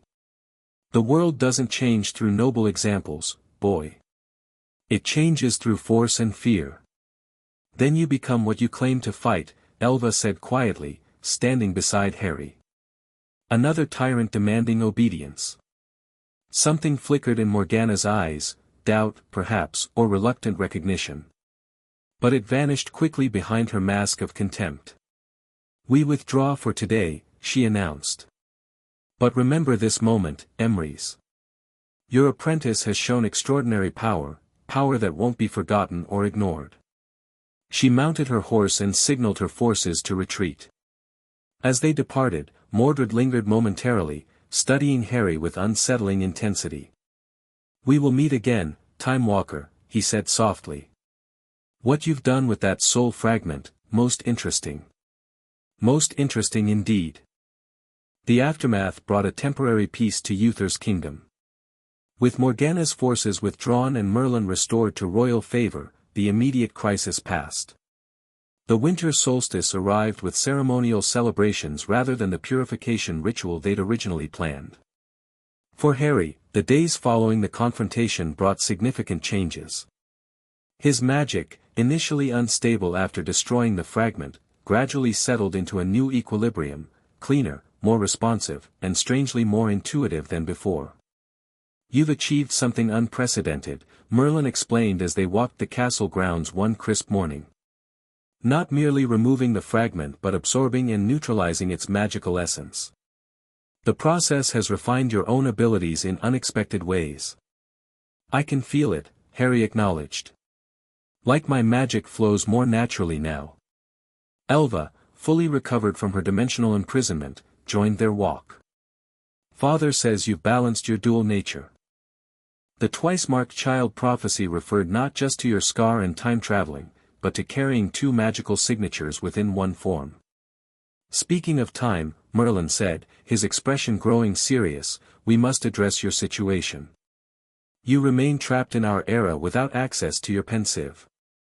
This had been weighing on Harry's mind heavily. As fascinating as extended immersion in ancient Britain might be, he couldn't simply disappear from the Dursleys' home. McGonagall and the wizarding authorities would eventually investigate, potentially discovering the Pensieve and cutting off his connection to Merlin permanently. "I've been thinking about that," Harry said. "The transportation stone you gave me, could it work in reverse? Instead of bringing me here from my time, could it return me there?" Merlin stroked his beard thoughtfully. "Perhaps, with modifications. The stone is attuned to your magical signature across timelines. Theoretically, it could facilitate return travel." Over the next several days, they worked to recalibrate the transportation stone. Merlin carved additional runes into its surface while Harry infused it with his magic, focusing intently on his bedroom at Privet Drive. Elva contributed druidic knowledge about temporal alignments, identifying optimal times when the boundaries between eras grew naturally thinner. The midwinter dawn approaches, she noted, consulting astronomical charts. When the old year dies and new begins, a natural transition point between times. The solution they ultimately devised combined multiple magical traditions, Merlin's ancient spellcraft, druidic temporal theories, and concepts from Harry's modern magical education. The hybrid approach mirrored Harry's own development, a bridge between magical eras. On midwinter morning, they gathered in a quiet courtyard. Mist hung between bare trees, lending the scene an otherworldly quality perfect for temporal magic. The recalibrated stone should create a direct pathway to your time, Merlin explained, handing Harry the rune-covered object. But understand, using it will permanently alter its enchantment. Future transitions must follow this new pattern. Meaning what exactly? Harry asked, turning the stone in his palm. The Pensieve will remain your primary connection between timelines, but in emergencies, the stone provides an alternative. Merlin's expression grew solemn. However, each usage weakens the connection. Use it sparingly. Harry nodded, tucking the stone carefully into his pocket. When should I return? For more training. That decision grows complicated. Merlin glanced toward the rising sun. Your Hogwarts invitation approaches in your timeline. Soon you'll enter formal magical education among your contemporaries. But I'll still need you. Harry protested. Modern wizards don't know everything you've taught me. Nor should they, Merlin replied gently. Some knowledge belongs to specific eras. The magical world evolves for reasons both practical and ethical. Elva touched Harry's arm. You won't lose your connection to us. Father helped modify the Pensieve's magic to maintain its link regardless of your location. Really? Harry brightened considerably. So I could still visit from Hogwarts? With greater difficulty and less frequency, Merlin cautioned. But yes, the connection remains possible. He placed both hands on Harry's shoulders. Your path forward requires balance, Harry. Honor what we've taught you, but embrace your own era's knowledge as well. Neither approach is complete alone. The sun crested the horizon, bathing the courtyard in golden light. The moment for transition had arrived. Harry hugged Elva, who whispered, "Remember the prophecy. It's still unfolding."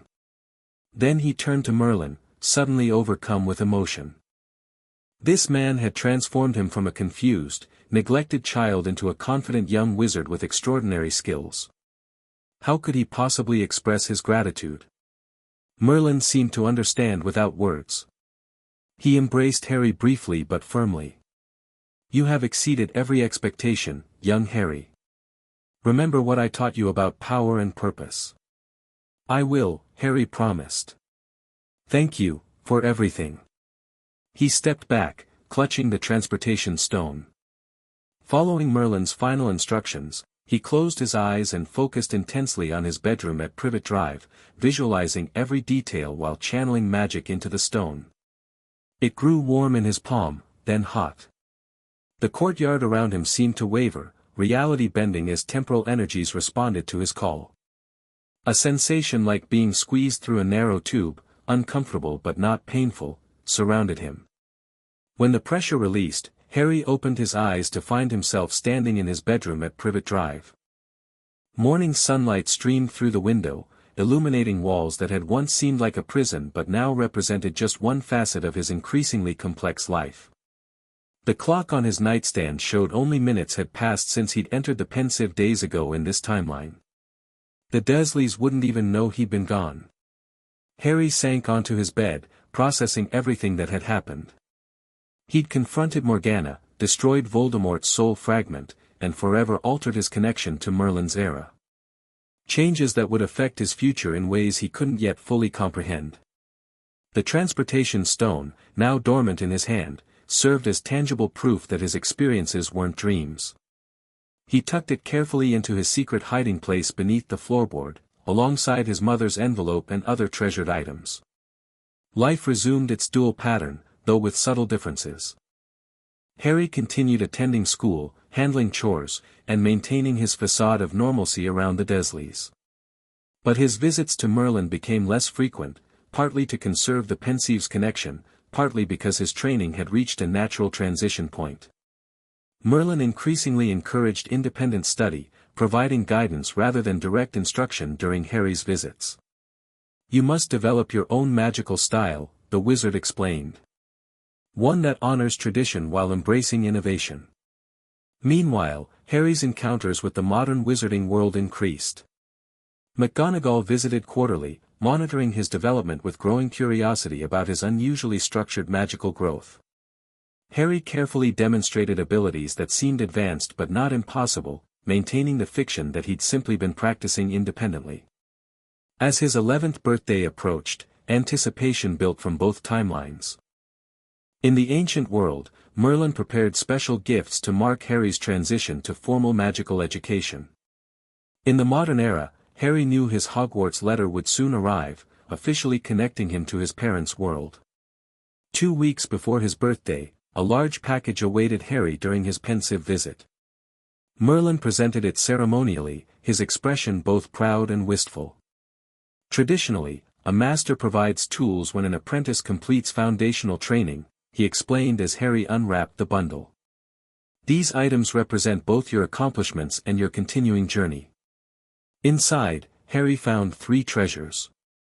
The first was a leather-bound journal filled with handwritten notes, spells, techniques, and wisdom Merlin had compiled specifically for him.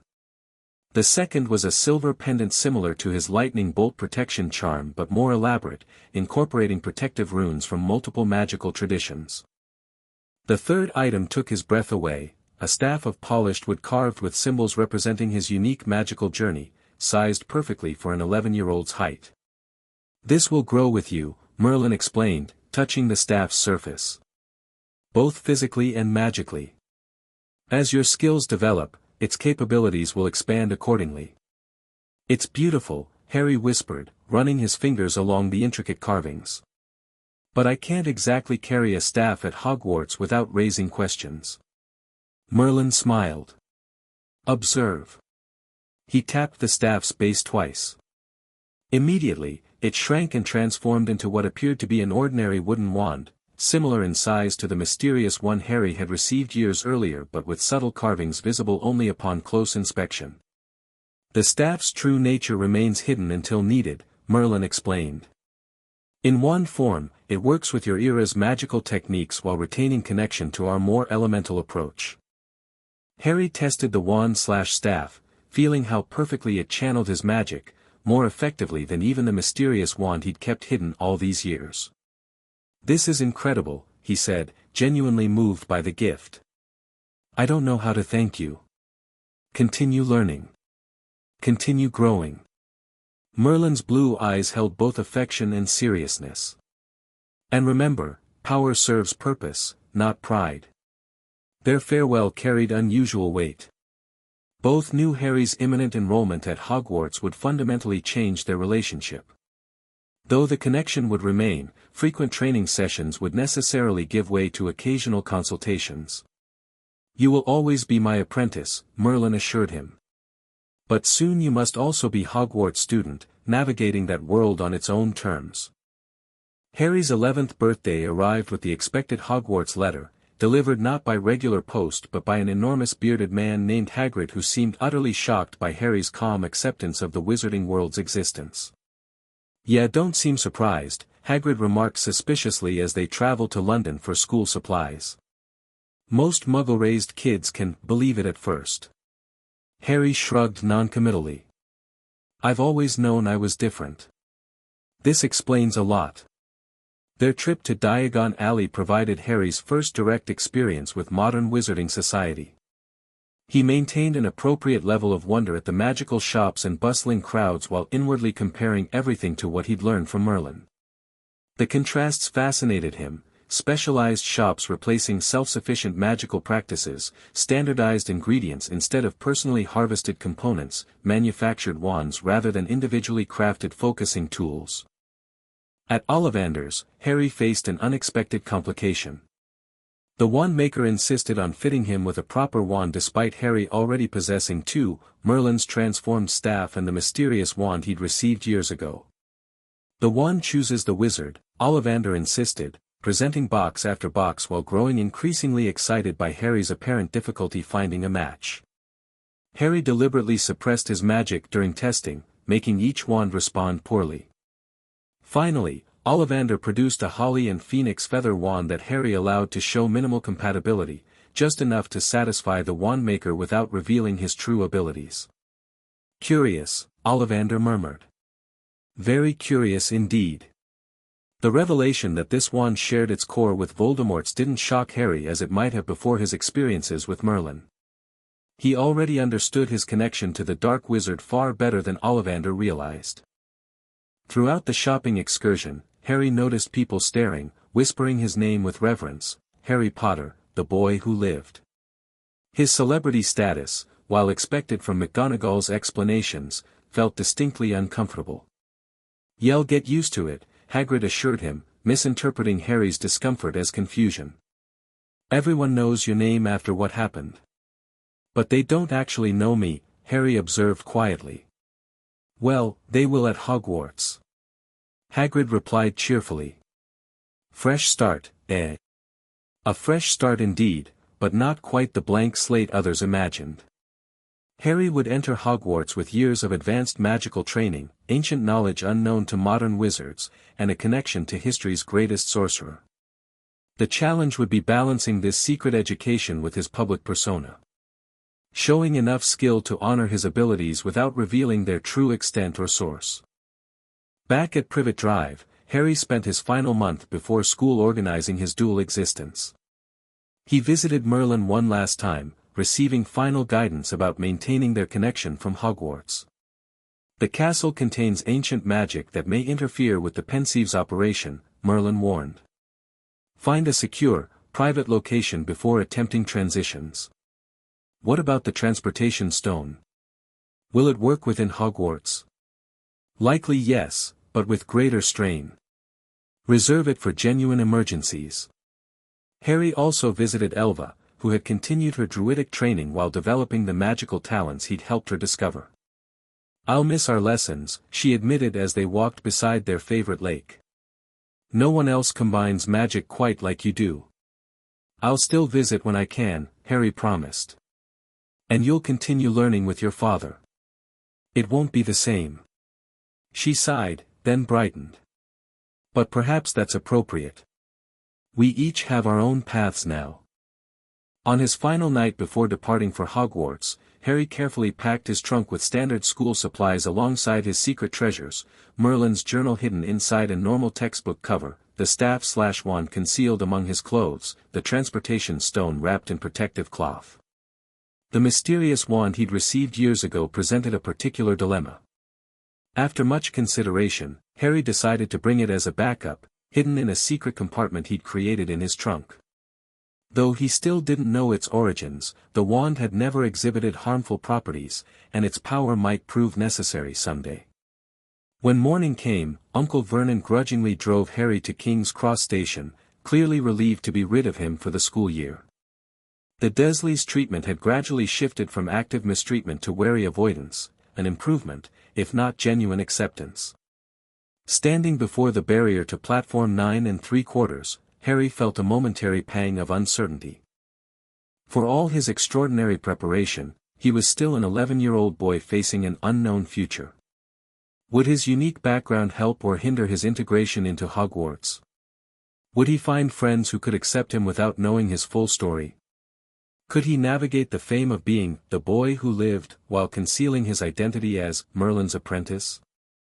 A family of redheads bustled past, the mother loudly mentioning platform 9 3/4 in a way that suggested she was deliberately helping lost Muggle-born students.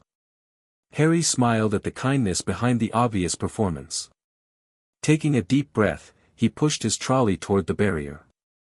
As solid brick transformed into magical passage, Harry stepped confidently between worlds, just as he had been doing since finding that forgotten Pensieve 6 years ago. The Hogwarts Express gleamed scarlet against billowing steam. Students laughed and called to one another, owls hooted from cages, parents offered last-minute advice and emotional goodbyes. Harry boarded the train, found an empty compartment, and settled by the window. He touched the silver lightning bolt pendant beneath his shirt, Merlin's first gift and a reminder of everything he'd learned. Ready for this? He asked himself quietly. Before he could answer, the compartment door slid open.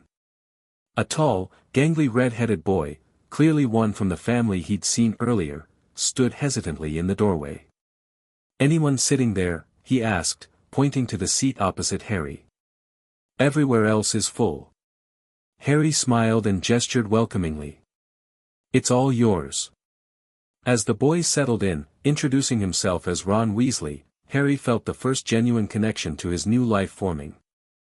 Whatever challenges Hogwarts might bring, he would face them with knowledge and skills few could imagine, friendships both ancient and new, and the confidence that came from knowing exactly who he was, not just the boy who lived, but the Merlin heir. The train whistle blew, wheels began turning, and Harry's journey continued, carrying him toward a future where past and present, ancient and modern, would eventually merge into something entirely new. The end. Thank you for watching this video. Please be sure to subscribe to our channel and like this video.